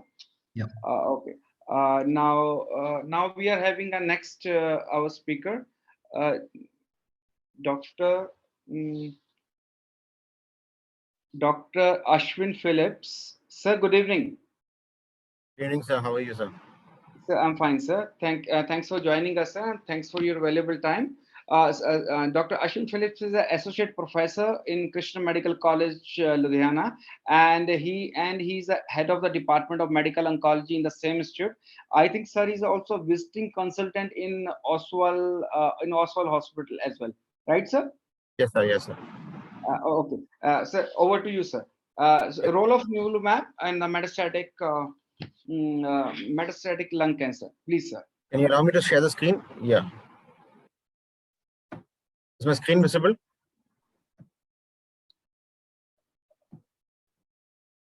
Yeah. So is my screen visible? Can I start? Yes, sir. Please. Yeah. So thank you for giving us this opportunity, Dr. Deepak, and for the organizers. And as I would like to discuss about the long-term survival outcomes with patients with nivolumab in the second-line setting. So we're going to review the management of a metastatic non-small cell lung cancer, especially patients who have received post-receiving a platinum-based doublet. And we're going to look at two studies, the CheckMate 017 and 057. So both these studies were studies that looked at docetaxel versus nivolumab. One of them looked at it in the squamous setting, and the other one looked at it in the non-squamous setting. So we all know, I will rush to these slides. We know the incidence of lung cancer is increasing, the mortality is very high. But like what has been exciting in the last few years is that the way we treat lung cancer has changed with NGS, molecular targeted therapy, PD-L1, TNB, and immunotherapy now is definitely playing a huge role for patients with lung cancer. So like we discussed before, the incidence is around 5.5 per 1 lakh population. This is based on the GloboCan 2020 data. And for a long time, for patients who had lung cancer, we only had chemotherapy as an option, and it had to be a platinum-based doublet followed by, if there's a disease progression, was to give docetaxel. And now we're looking at other options, and that is important. And what we're looking here is, if you look at this is the algorithm for patients who have a non-squamous cell carcinoma. If you have an ALK positive EGFR negative, now the option is to do a PD-L1, and depending upon your PD-L1, you have the option of using a single agent pembrolizumab versus induction with pembrolizumab followed by maintenance with pembrolizumab. If you can't afford that, and if that is not reasonable, then another option is to go for BEV with pemetrexed, and once the induction is done, put the patient on pemetrexed and BEV maintenance. If not, try at least pemetrexed maintenance. And second line on progression, you have the options of your chemotherapy, docetaxel, gemcitabine, or you have the options of any of immunotherapy, which is pembrolizumab, your nivolumab, or atezolizumab. Patients who are not fit PS3 and PS4 are considered for best supportive care. Very similar in the squamous cell setting also, where right now also upfront immuno-chemo combination is approved, or you can, once that is done, if that is not feasible, then you put them on a platinum-based doublet. And then the only thing in a squamous subset is to, the role of a maintenance therapy is not as robust as what you see in adeno setting. So you have the option of a switch maintenance or close observation. And on the second line, you have all the options open up at this point of time. So we're looking at the 5-year outcomes from two studies, and it's a pooled data of the CheckMate 017 and the 057 study, which looked at nivolumab versus docetaxel in previously treated patients with non-small cell lung cancer. Now, this is based, rationale of the study was based on the CheckMate 003 study, which showed a median OS of around 9.9 months for patients who were put on nivolumab who had received multiple lines of therapy. Now, both the studies were quite similar. The only difference in the CheckMate 017, as I said before, was a squamous cell histology, and the CheckMate 057 was an adeno histology. And patients who had received TKI and chemotherapy in the past were allowed in the CheckMate 057 study. So they were randomized 1:1 arm receiving nivolumab 3 mg per kg every 2 weeks. And there was a modification in the CheckMate 057 where patients who had already received, they were switched over to the 480 mg every 4-week pattern as well. And the other arm had docetaxel once in 3 weeks. Now, the primary endpoint was overall survival. Additional endpoints is PFS, objective response rate, efficacy by the PD-L1 expression, and the safety risk. So what you see here is the pooled data showing you that at the end of 5 years, they're looking at the 5-year data. What they saw is at the end of 5 years, you had almost 13.4% of patients surviving on immunotherapy, whereas only 2.6% of the patients had on the chemotherapy arm, showing that this is a subset of patients on the second line who have done reasonably better as compared to the patients who went on to get docetaxel-based chemotherapy. Now, if you look at these patients who have PD-L1 that is more than 1%, all of us know that this PD-L1 is a good surrogate marker. It's not the ultimate marker, but these patients who have a higher PD-L1 definitely have done better. You have the 5-year OS of 18% versus 3.4%.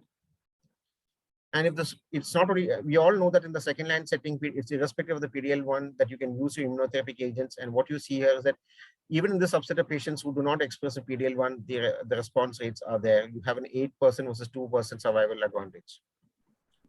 Now, if you look at each of these studies separately, if you look at the CheckMate 017 and the 5-year OS, what you see is that at the follow-up of around, median follow-up of around 62 months, what you see here is the median overall survival of 9.2 months versus 6 months on docetaxel with the healthy hazard ratio. And at the end of 5 years, you have 12.3% of the patients still surviving versus 3% of patients on the docetaxel arm. Now, when it comes to the adenohistology as well, what you see here is again the same. You see that patients have a median OS of 12.2 versus 9.5 months with hazard ratio of 0.7. And at the 5-year, you have 14% of the patients alive versus 2.1% of the patients on the docetaxel arm. If you look at the forest plot, you clearly see that all the things favored a second-line immunotherapy nivolumab, except for the patients who are more than 75 years of age, which is understandably what they would have been of a worse PS performance status. But other than that, most of the subset of the patients did well on the nivolumab arm. Now, if you look at the objective response rate and the duration of response, what you clearly see is that the duration of response was higher on these patients on the immunotherapy arm compared to your chemotherapy. Now, the highlight of this analysis was the fact that those patients who responded, that is, those who had a complete response or a partial response, they are the patients that we all know, the patients who respond. And if you've used immunotherapy in the past, we know the patients who do well with the initial immunotherapy are the patients who will have a long-term benefit. And what you see here is that those patients who had a response, they did much better than the patients who did not have a response. That is, around who had at least a partial response to a complete response, their survivals were much, much better. Now, what they saw here again is that we all know that the longer the immunotherapy acts, the better the patient survives. So what you see here is that if those patients who survived who had a PFS of more than 2 years, their chances of reaching a 5-year survival was around 60%. If you had a PFS of around 3 years, their chances of reaching a 5-year was around 70%. And if you have a PFS of around 5 years, those patients did very well. So we all know that the longer we give the performance progression-free survival, the better these patients do. So these patients, those subset of patients who had a longer progression-free survival are those patients who've done much better in the longer run. Now, if you look at the treatment status at the end of 5 years, what we see is that for survivors, actually, we've been discussing, we're 50 versus 9. And what we see at the end of 5 years is that 21 of them progressed, whereas those who did not progress, 16 of them continue to be on treatment. And that is a very important part of this of the study of the analysis, that for the subset of patients who do very poorly in the past, you have a subset of patients who are reasonably do well. And if you look at the toxicity, there was no added new toxicities in these patients. What you would expect is a standard toxicity you would expect with your immunotherapy, and 68% of the patients had some treatment-related toxicities compared to 11% of the patients on the chemotherapy arm. But there was no new treatment-related toxicities or deaths as you would expect with this treatment. So what you saw at the end of these two studies and of the combined analysis is that fact that those patients, if you ask me what the take home is, that those patients on nivolumab had a 5-year OS of 13% versus 2.6. And this is one of the longest data that you would have at this point of time. And irrespective of your PD-1 expression in the second line setting, you had improvements in survival. The higher the PD-1 expression, the better. The duration, the durable survival benefit. So those patients who did better, who had a partial response to a complete response, are the subset of patients, along with the patients who are higher PD-L1, who will do better. So those patients who had a longer PFS, progression-free survival of 2 and 3 years, had a better survival rates at the end of 5 years.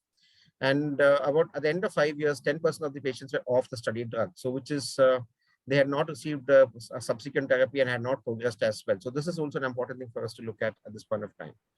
So with that, I would wind up my topic and open the panel for discussion. Thank you. Thank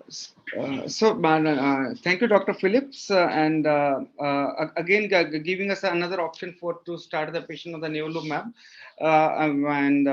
Sir, are you doing the re-biopsy once again, like in the second line setting also, or you simply putting and PDL1 also, PDL1 as well before starting the patient on the nivolumab? Yeah, so if possible, we try to do a repeat biopsy to confirm if there's a change in histology. Other than that, the PDL1 definitely we try to do if we have the tissue. So PDL1 definitely I try to do. Otherwise, we try to tell them to get a repeat biopsy just to see if there's any change in histology or any added markers, especially in the adeno subset. But if it's a very short PFS, then it's a bit difficult. It's very difficult. And sir, if the tissue is not available, then are you going for liquid biopsy as well? Yes, off late we have been trying liquid biopsies for around 6 patients. We get done liquid biopsies. We've got targetable mutations in 2 of these patients. Yes, we do liquid biopsy if possible. So the patients are able to afford 20,000 rupees. Yes, we try to get liquid biopsy done. Liquid biopsy, I mean, from which lab, sir, you prefer, or you are sending to the foundation one or wherever? Yeah, we've only done one foundation one testing, but the patient insisted. We did not get yield much out of it. Other than that, we have a tie-up with the hospital as a tie-up with one of the Newburgh labs, which they do it much cheaper. So we send it over there. Okay, great, sir. Because even in the foundation one, I got the 3-4 done, and it did not yield me anything. I mean, actually, at the end of the day, I think it is a good tool for an academic thing, but at the end of the day, we only have a few things which we can target. So that makes it a bit of a problem. Okay. Thank you, Dr. Ashwin. Thank you for your fantastic talk. And now move on. I think we are, hello, Geetika. Next talk is Dr. Chitresh Agrawal, right? Yes, sir.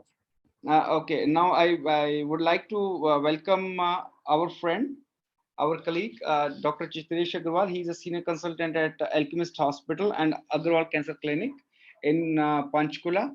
So, sir, we'll be talking about atezolizumab optimizing treatment for first-line NSCLC, non-small cell lung cancer. Sir, over to you, sir.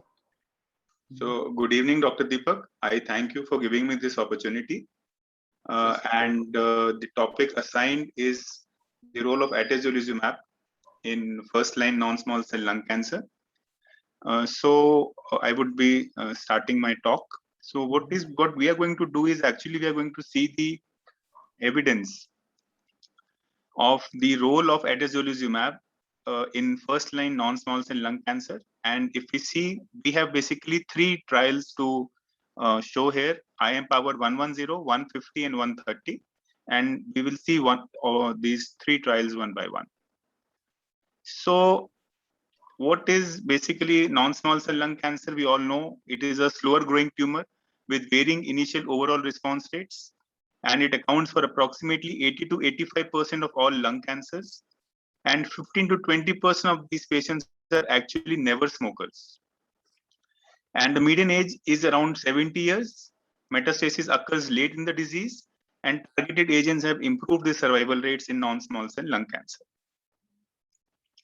Now, we all know and we are all aware of the evolving landscape of lung cancer treatment. In 1980s, when we started, it was only the chemotherapy. In late 2000s, up till late 2000s, it was chemotherapy plus minus anti-angiogenic factors. And probably from 2015 onwards, there are lots and lots of advances in this field. We have come to know of the molecular pathology of the targets available. And nowadays, we are talking of all these targeted therapies, chemotherapy, and the latest entrant being the immunotherapy. Now, there is an unmet need in the treatment of patients with non-small cell lung cancer with no actionable biomarker. Because if we see this slide, we will know that there are at least 30 to 40% of the patients who have actually no mutation which is detected. So KRAS, it accounts for around 30%. EGFR, here it is at an 11%, but if you see the Asian population, it could be around 30%. And all other HER2, BRAF, ALK, PI3K, and all other factors that we take consideration of, still there are around 25 to 30% of the patients who have actually no actionable biomarker.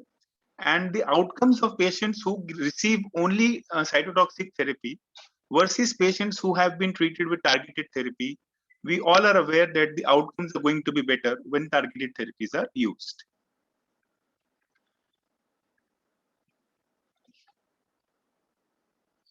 So these are the global phase 3 studies of atezolizumab in first-line treatment of non-small cell lung cancer. The 3 trials, IMpower 110, 130, and 150. So we will just see what was IMpower 110. IMpower 110 basically looked at a question that is atezolizumab monotherapy a better agent than chemotherapy in PD-L1 selected chemotherapy naive patients, that is in first-line setting. And both non-squamous and squamous histologies were randomized 600 odd patients to atezolizumab or to chemotherapy of our choice. So it could be carbo plus PEM or cis plus PEM in non-squamous histology and gem plus carbo or gem plus cis in the squamous histology. Then IMpower 130, it was in non-squamous histology setting, and it was to check is a steroid-sparing chemotherapy regimen better than the combination as a partner for atezolizumab combination. And here the randomizations were atezolizumab plus chemo or chemotherapy alone. And then comes the IMpower 150, that is the non-squamous histology, where we looked at addition of atezolizumab to the standard of care, that is chemo plus bev plus atezolizumab. So we will go into the details of the first study, that is IMpower 110, atezolizumab monotherapy compared with the platinum agent in first-line non-small cell lung cancer. So we have already told you that the patients were randomized to atezolizumab followed by atezolizumab maintenance or to chemo followed by pemetrexed maintenance if it is non-squamous, or to best supportive care it was squamous histology. So IMpower 110, the prevalence of PD-L1 expression, basically all patients were checked and the prevalence of PD-L1 expression was similar between the treatment arms. So baseline characteristics were well balanced between the arms and the PD-L1 subgroups. So the overall survival in the IC3 population in arm A, that is the atezolizumab arm, the 6-month OS was 76.3%, and in chemotherapy arm it was 70.1%, and the hazard ratio being 0.59. And if we translate it into actual survival, it was 20.2 months versus 13.1 months. So OS in key subgroups, now if we see any subgroup you take, whether the age or the sex or the Asian or the non-Asian racial ancestry or use of tobacco or histology or the eco performance status, we will see that all patients they benefited with the use of atezolizumab in comparison to chemotherapy. Only never used tobacco, that was the arm that was in favor of chemotherapy. So subsequent treatment, nearly a third of the patients in the control arm received a subsequent cancer immunotherapy, and the proportion of patients were similar across the PD-L1 subgroups. So what about the PFS? Now the PFS in TC3 or the IC3 population also, there was a benefit of atezolizumab over chemotherapy, and the median PFS was 8.1 months versus 5 months in IMpower 110.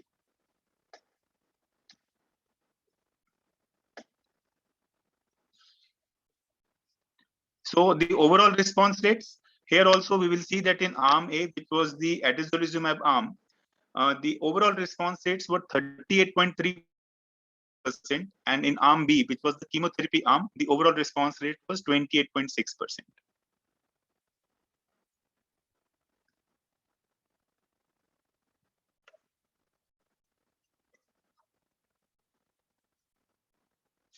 So this is the updated safety profile, and here also the atezolizumab arm and the pooled atezolizumab monotherapy population, they demonstrated a favorable safety profile in comparison to the chemotherapy.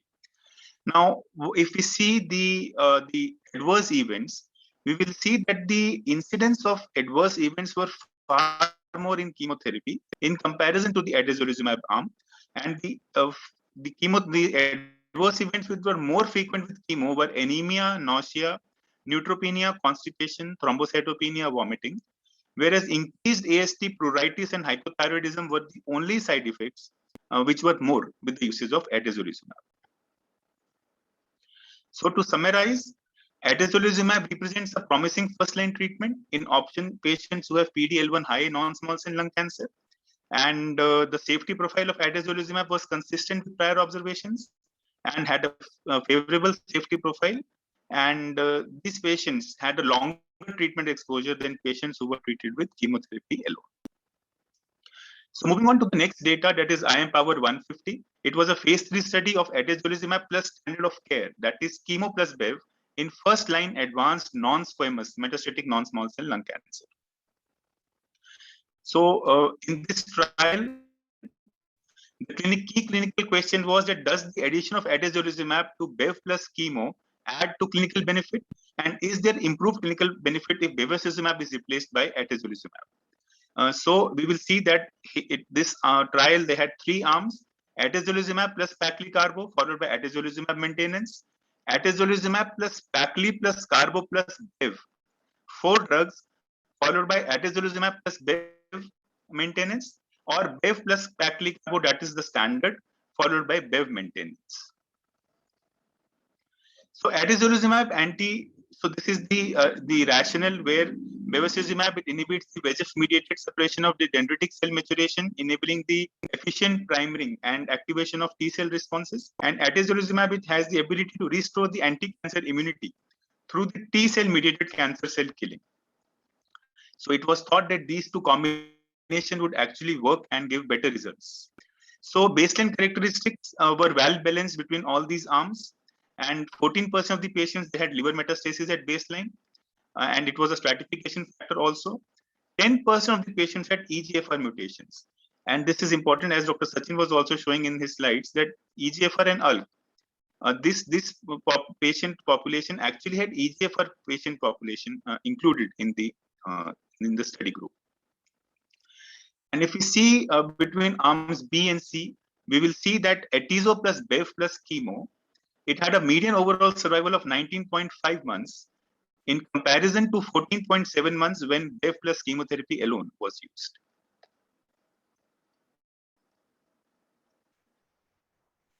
So the overall response rate and duration of responses were also improved in the intention to treat population, and a high proportion of patients, they had a better response when all the 4 drugs was used.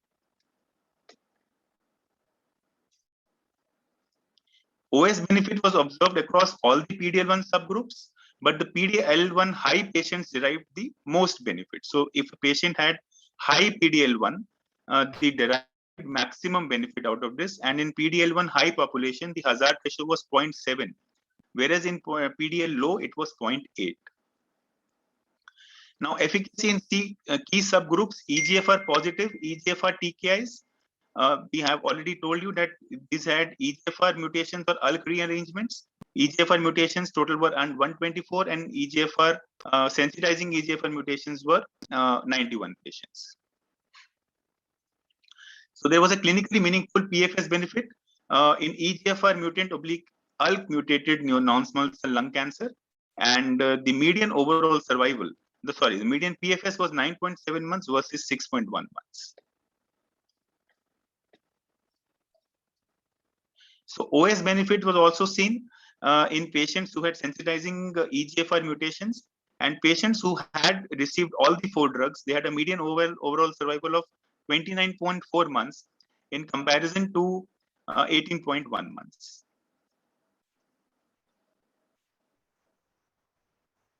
So what about the liver metastasis? Liver metastasis, there was a clinically meaningful PFS was observed between arm B and C in patients who had liver metastasis at baseline, and patients who had this liver metastasis at baseline, they had median overall survival of 8.2 months when all the 4 drugs were used, and 5.4 months when only chemo plus Bev was used.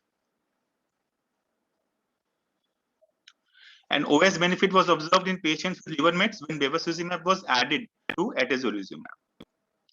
So the combination of both atezo plus Bev are important for clinically relevant OS benefit in patients who have baseline liver metastasis. So patients, as we have already told, that OS benefit, PFS benefit, and also because we are using more number of drugs, there was increased overall response and duration of response seen. So other key subgroup, patients with bulky disease. So patients who had bulky disease also, they had a better outcome with the addition of 4 drugs.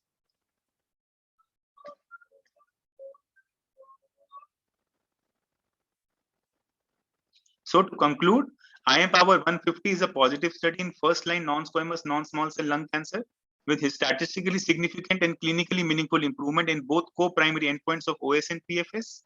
Clinical benefit was observed in key subgroups of patients who had EGFR/ALK mutations positive, patients who had liver metastasis and baseline, and it is well tolerated and safety profile is consistent with its known safety risks. So this is the second data that we wanted to discuss. So now coming to the third trial, that is IMpower 130.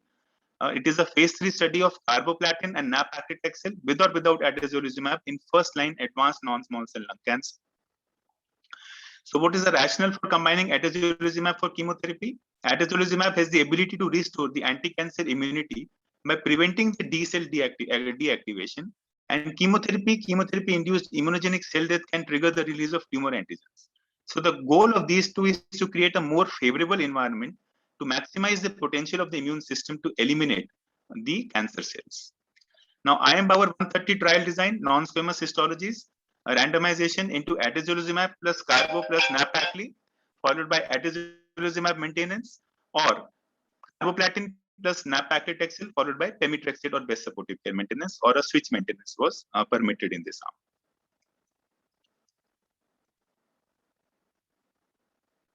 So the baseline characteristics in these two trials, again, they were same between the two groups. And the investigator assessed PFS was significantly improved with addition of atezolizumab to nab-pacli plus carboplatin. And if we see the median PFS, it was 7 months versus 5.5 months. And the landmark 12-month PFS was doubled with the addition of atezolizumab to carboplatin and nab-paclitaxel. So the intention to treat population, PFS was improved with the addition of atezolizumab. Similarly, OS was improved with the addition of atezolizumab to carboplatin and nab-paclitaxel. And here also it was 18.6 months versus 13.9 months in the non-atezolizumab. So OS benefit was observed across the clinically relevant subgroups, and almost all the groups, they had the better response rates, or median overall survival was better with the addition of atezolizumab.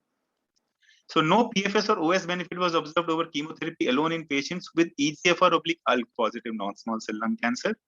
So this IMpower 150 that we had clinical discussed previously, the second trial, it remains the only phase 3 study to demonstrate a clinical benefit of a combination of chemo plus Bev plus atezolizumab. And in this trial, there was no benefit that we could see in this population. So there were higher response rates in comparison to chemotherapy, higher proportion of treatment-related grade 3, grade 5 adverse events, but it was expected due to the additive drug effect of the 3 drugs instead of 2. So the one comparator arm had 3 and other had 2 drugs. So IMpower 130 was a positive study. IMpower 130 demonstrated statistically significant and clinically relevant OS when atezolizumab was added to carboplatin plus nab-paclitaxel. And a PFS was also better.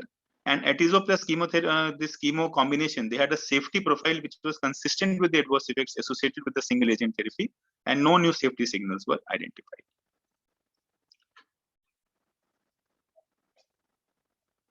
So these were the 3 trials that I wanted to show, and this is the latest evidence for it. I'll hand it over to Dr. Deepak once again. Thank you.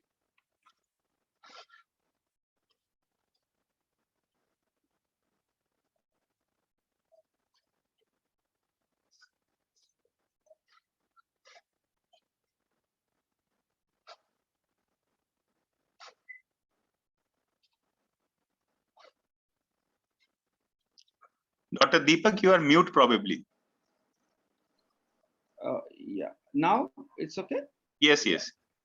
Yeah, thank you, Dr. Chitresh, for giving us this insight about atezolizumab. It's very much true that IM 150, after a trial of IM 150, that ABTP has become a standard of care for the adenocarcinoma, and people do tolerate it very well. I mean, majority of the patients. What is your experience in that? And even all the yes. 4 agents together, I was able to use only for one patient, and unfortunately, his disease progressed, and due to adverse events, he was not able to continue. He could able to take it only for a couple of months only. But yes, as you rightly said, that it is one option which is available. And most of the challenges that we face in our practice is actually the cost, which significantly increases with the addition of all the 4 drugs. So not many patients are actually able to take it in my practice.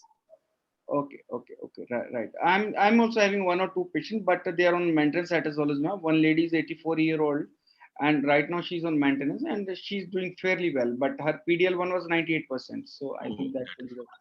Okay, thank you so much, Dr. Chitesh, for sparing your time and giving us valuable input. Now, our next speaker is Dr. Prashant Kumbhaj. He's our dear friend, our colleague. He's an associate professor in medical oncology in Mahatma Gandhi. So other uncommon, the topic is very demanding, uncommon EGFR mutation. Over to you, Dr. Prashant.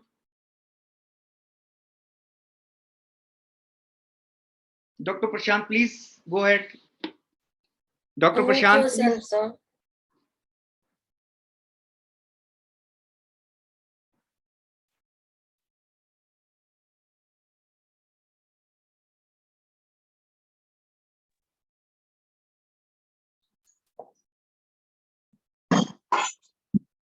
Am I audible? Yes, sir. Now it's audible. So thank you, Dr. Deepak sir, for giving me this opportunity to present something new in lung cancer, metastatic CLC. So we'll discuss in next 15 to 20 minutes on uncommon EGFR mutation, strategies in the management. So the metastatic NSCLC, as prior speakers has told about the various biomarkers that target the mutations, EGFR, L, ROS, BRAF, PTEN, MAT, RAT, and some other mutations like KRAS, ERB2, ERB2 overexpression, ERB2 mutation. So we have various targeted therapy for various patients. So if we see the biomarker testing in our clinical practice, so most of the time we go for EGFR, L, ROS1, BRAF, and PDL testing. And apart from some other biomarkers are there like MAT, RAT, and HIT, which we often go differently. Or sometimes we go for the second line option. So if we talk about HER2 mutation or HER2 amplification in metastatic NSCLC, so this is a histopathological slide which is showing the HER2 positive cells and the effect of TDM1 on HER2 positive cells. You can see the HER2 positive cells with negative after TDM1 mutation, but there are HER2 negative cells are still present after the TDM1 use. If you see the next slide, this one, here we can see the use of TDX2. This is again a HER2 targeted antibody drug conjugate drug that is used in HER2 positive. And here we can see the bystander effect of this molecule. It reduces the HER2 positive cells as well as the HER2 negative tumor cells.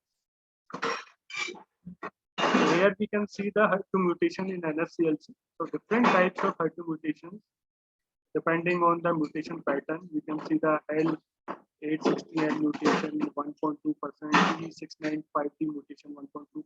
So different types of HER2 mutations are there. And these mutations have a different sensitivity to HER2 targeted therapies.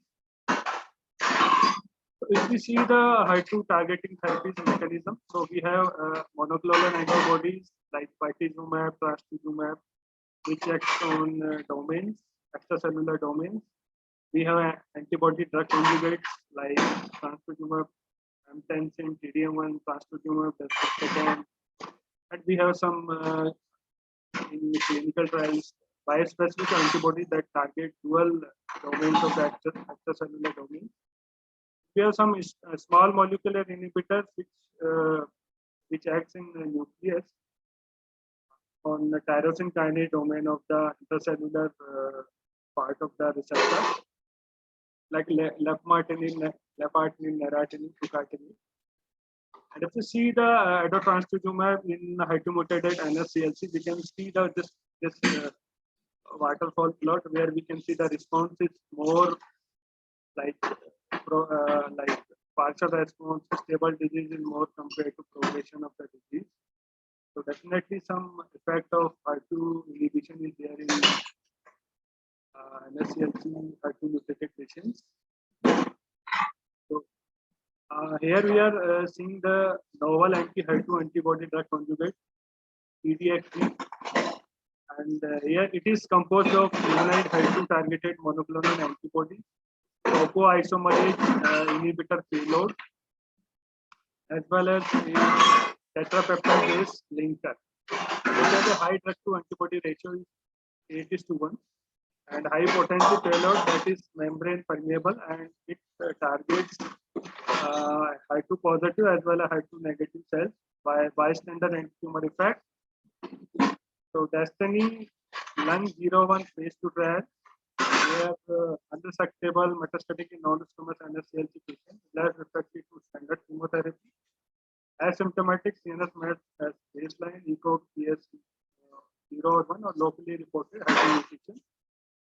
So basically divided in cohort 1, cohort 2, cohort 1 and cohort 2, depending on the dose as well as the mutation status as well as the ISC rating. Primary endpoint was confirmed overall response. Secondary endpoint duration of response PFS. If you see the baseline characteristics, you can see the prior treatment mostly platinum therapy in 94% of the patient, anti-PD-L therapy in 65% patient, docetaxel in 19% patient, ICTK in 14.3% patient. So these patient population is heavily pretreated with platinum therapy, immunotherapy as well as PCI. If you see the response, so CR is in 1% patient, partial response in 54% patient, and stable disease in 37% of the patient. So we can see median time to response is 1.5 months, and median duration of response is 9.3 months. So you can see this waterfall plot showing the response of anti-tumor activity by PDX3.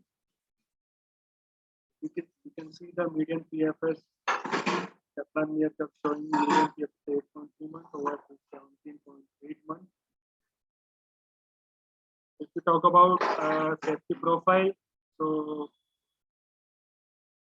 drug-related adverse event grade 3 or more than occurred in 46% patients, and most common is neutropenia, 19% patients, as well as ILD in 26% of the patients, which resulted in deaths of the two patients.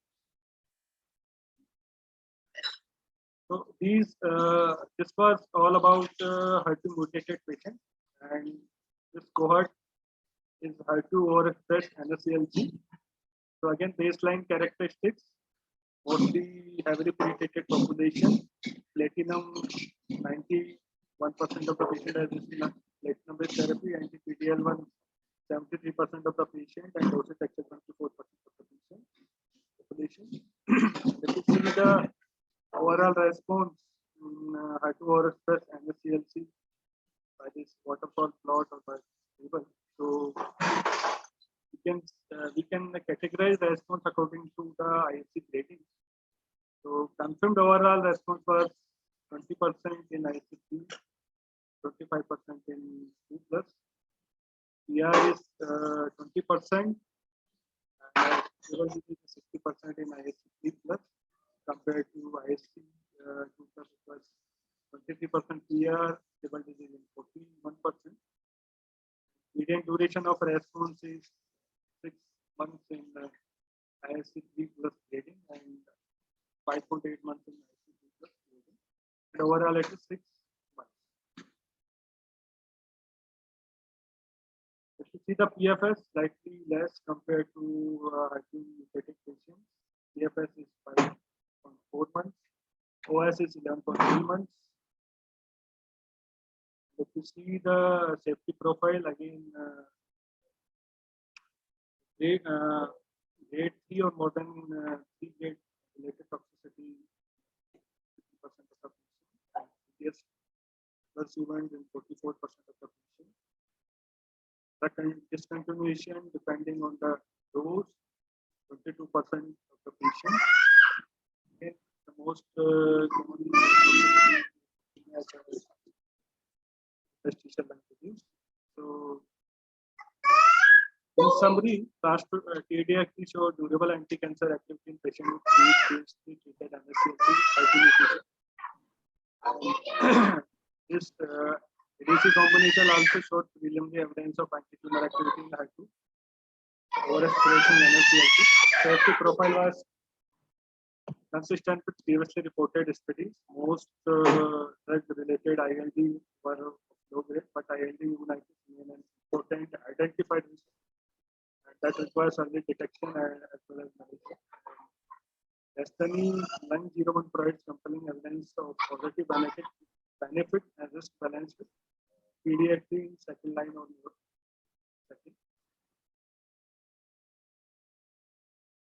So one phase 3 study is going on this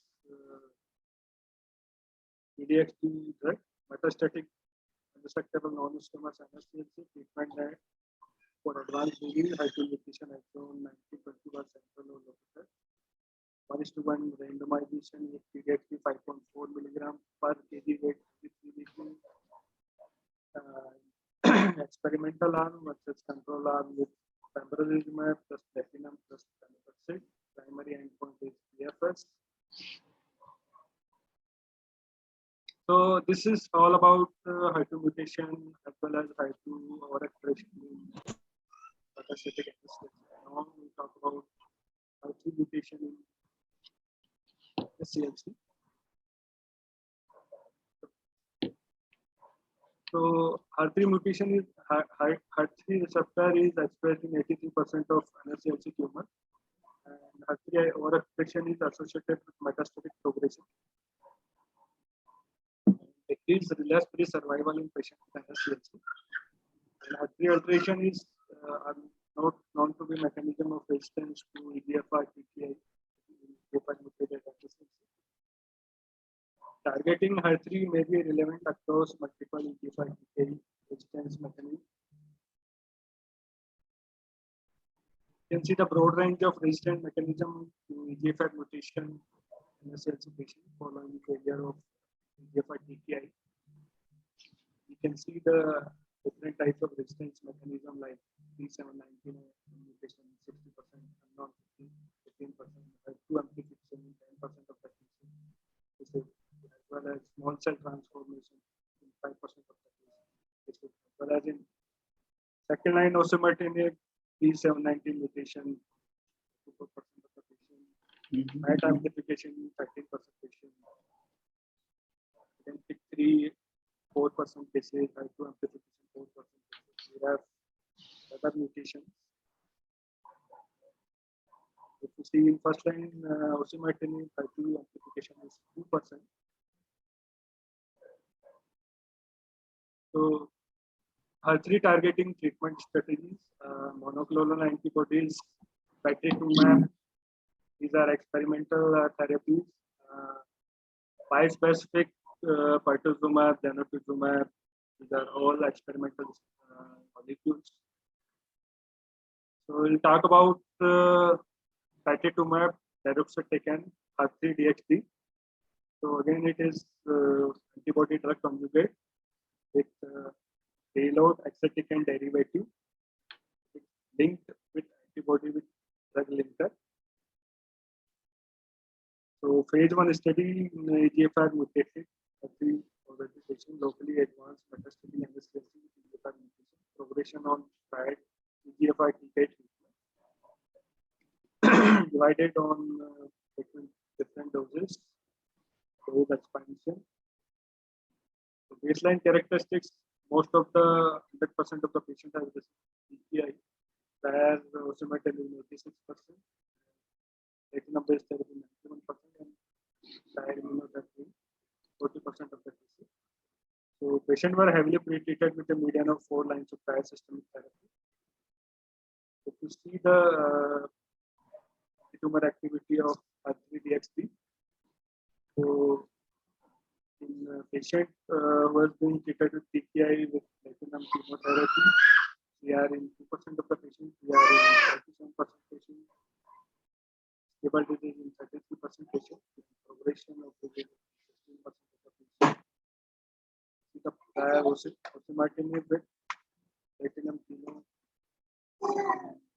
partial complete response in 2%, partial response in 36% patients.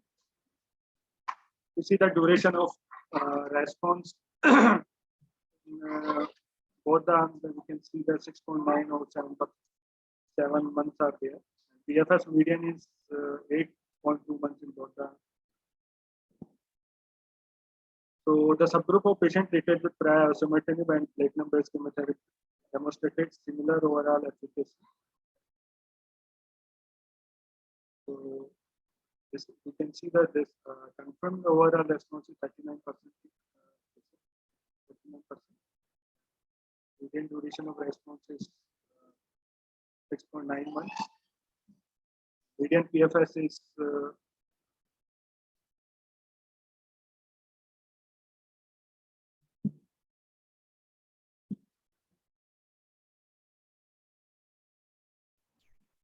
Sir, click on the current slide.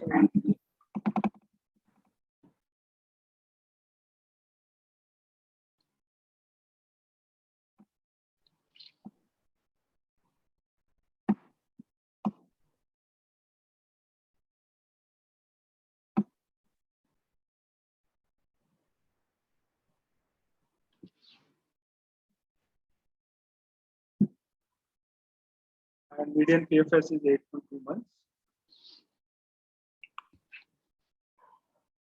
So durable responses were observed regardless of prior treatment of steroids. Clinical responses were also observed across the spectrum of baseline HCA expression. HCA was expressed in all the 43 out of 57 patients. HCA expression was not correlated to the taxis slot. Responses were observed in all the patients with a wide range of baseline H scores depending on the intensity of the score. So, baseline manageable safety profile with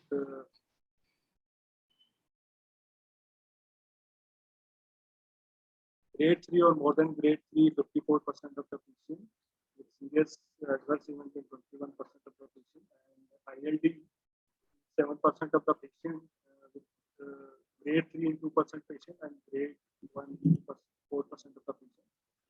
None of the patients suffered with grade 4 or 5. So, in summary, clinical meaningful durable efficacy with median PFS of 8.3 months and overall response of 59%. This efficacy has been shown in across all TFR-TK resistance mechanisms in a difficult to treat patient population, and the tumor activity was observed across a wide range of baseline activation levels. Tolerability and safety profile, low rate of discontinuation due to adverse event, and low rate of treatment-related ILD.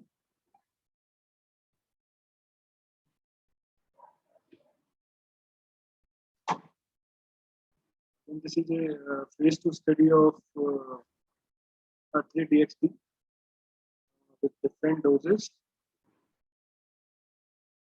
Primary endpoint is overall response, secondary endpoint progression-free survival, disease-free survival.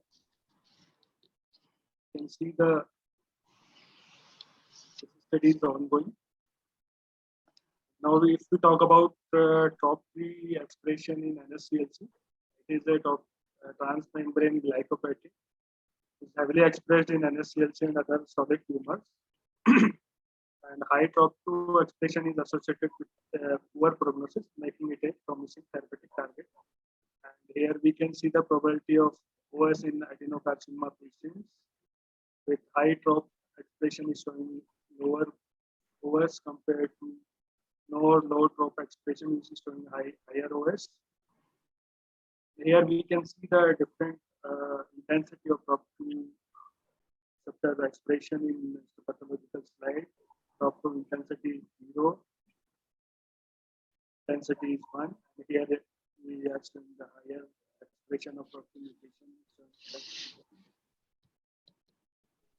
Sagitumab govitecan in NSCLC, TROP2 inhibitor. Clinical outcome of this NSCLC irrespective of TROP2 expression. Overall response is 3%. Partial response in 9% of the patient. Median duration of response is 6 months. And clinical benefit 43%. Median PFS is 5.2 months and median OS is 9.5 months. So some ongoing trials for TROP2 solid tumors are there, which are going on. Like phase 3 ASG docetaxel in advanced metastatic NSCLC following progression of disease on or after platinum-based chemotherapy. Sagitumab govitecan plus anti-PD-L1 immunotherapy plus platinum-based chemotherapy. If we talk about the top 2 targeting antibody drug conjugate, daratumumab deruxtecan. Again, it is a antibody plus drug conjugate, which is linked by drug linker. It has a high potential payload and drug to antibody ratio is 4, payload with short systemic half-life. It has again a bystander antitumor effect as like the PDHD. Tropium pan-tumor 1, this is a study. Relapsed refractory NSCLC unselected for tropium expression. 0 to 1 stable disease and stable treated or stable treated brain mets allowed. So basically, it is a dose escalation study with different NSCLC cohorts and doses. Primary endpoint established in tolerated dose, secondary objective efficacy. So overall, if you see the safety profile, so grade 3 or more than grade 3 in different doses. If we increase the dose, the grade 3 or more than grade 3 toxicity increases. You see the adverse event is further discontinuation, higher dosage, and dose interruption again in higher doses.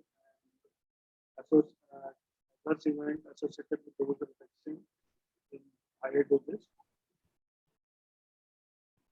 If you see the efficacy of this ADC, so CR rate is more in higher doses. If you see the PR rate is again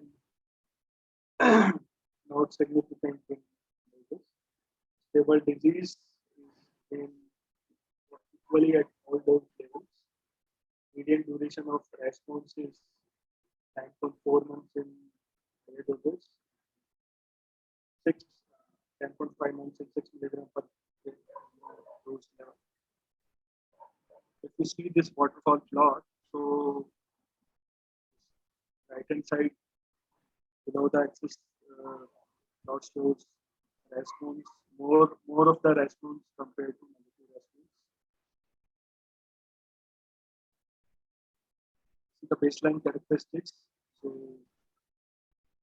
previously systemic treatment, immunotherapy, potential patient, platinum-based chemotherapy 91% patient, PKI in 85% patient. Mutations in GFR mutation 85%, fusion in 9%, post 3%. So this is all about tumor efficacy of this. So on summary, DATO-DXT continues to demonstrate highly encouraging anti-tumor activity and manageable safety profile. The rate is 4, 6, and 8 milligram in heavily pretreated population of NSCLC cohort. The 6 milligram per kg dose has been selected for further development. Overall response was 8% and duration of response was 10.5. Safety profile was manageable. Most common adverse events were nausea, stomatitis, and adverse events were generally grade 1. European Lung 01 study is ongoing based on the results from this study. Anti-tumor activity observed in heavily pretreated advanced NSCLC is highly encouraging. DATO-DXT is being further evaluated in NSCLC for targeted therapy and platinum-based chemotherapy. This is the current feature clinical development of DATO-DXT in NSCLC. Okay. Dr. Prashant, can you summarize it because we are running short of time? Yeah. So Please. basically, in metastatic NSCLC, we have very targetable mutations like EGFR, ALK, ROS, MET, BRAF, and we have some other mutations which we can hit after using chemotherapy, immunotherapy, as well as targeted therapy. And these are the HER2 mutation as well as HER3 mutation. And we have some drugs which are in phase 1 and phase 2 trial. So definitely, and the encouraging result of PDXP in the heavily pretreated population is future development for anti-HER2 therapy in patients who have progressed on EGFR, immunotherapy, or chemotherapy. Definitely, it's a good efficacy as well as good safety profile of these drugs. After seeing phase 3 data, we can definitely will be able to get whether we should use it.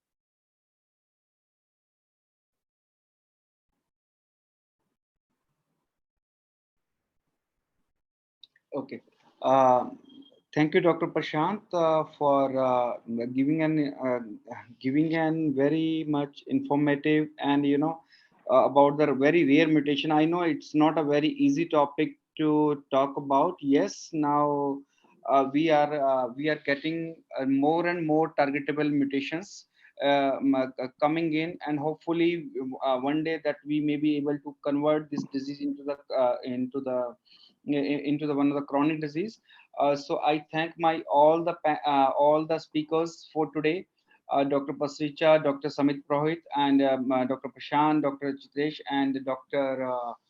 Ashwin Phillips for sparing their time and giving their valuable inputs. So to conclude this session, and I would like to thank the organizer Horizon also for conducting such a wonderful virtual meet. To conclude this session, I would like to say that NGS is the need of hour. We should always convince our patients to get the NGS done. And now adjuvant TKI or adjuvant TKI in the stage 3 cancer patients after definitive CTRT and plus maintenance immunotherapy is a standard of care. Now even in the second line setting also we can use the monotherapy nivolumab, as Dr. Ashwin Phillips has said, and ALK inhibitor. So we always go like on the hitting first.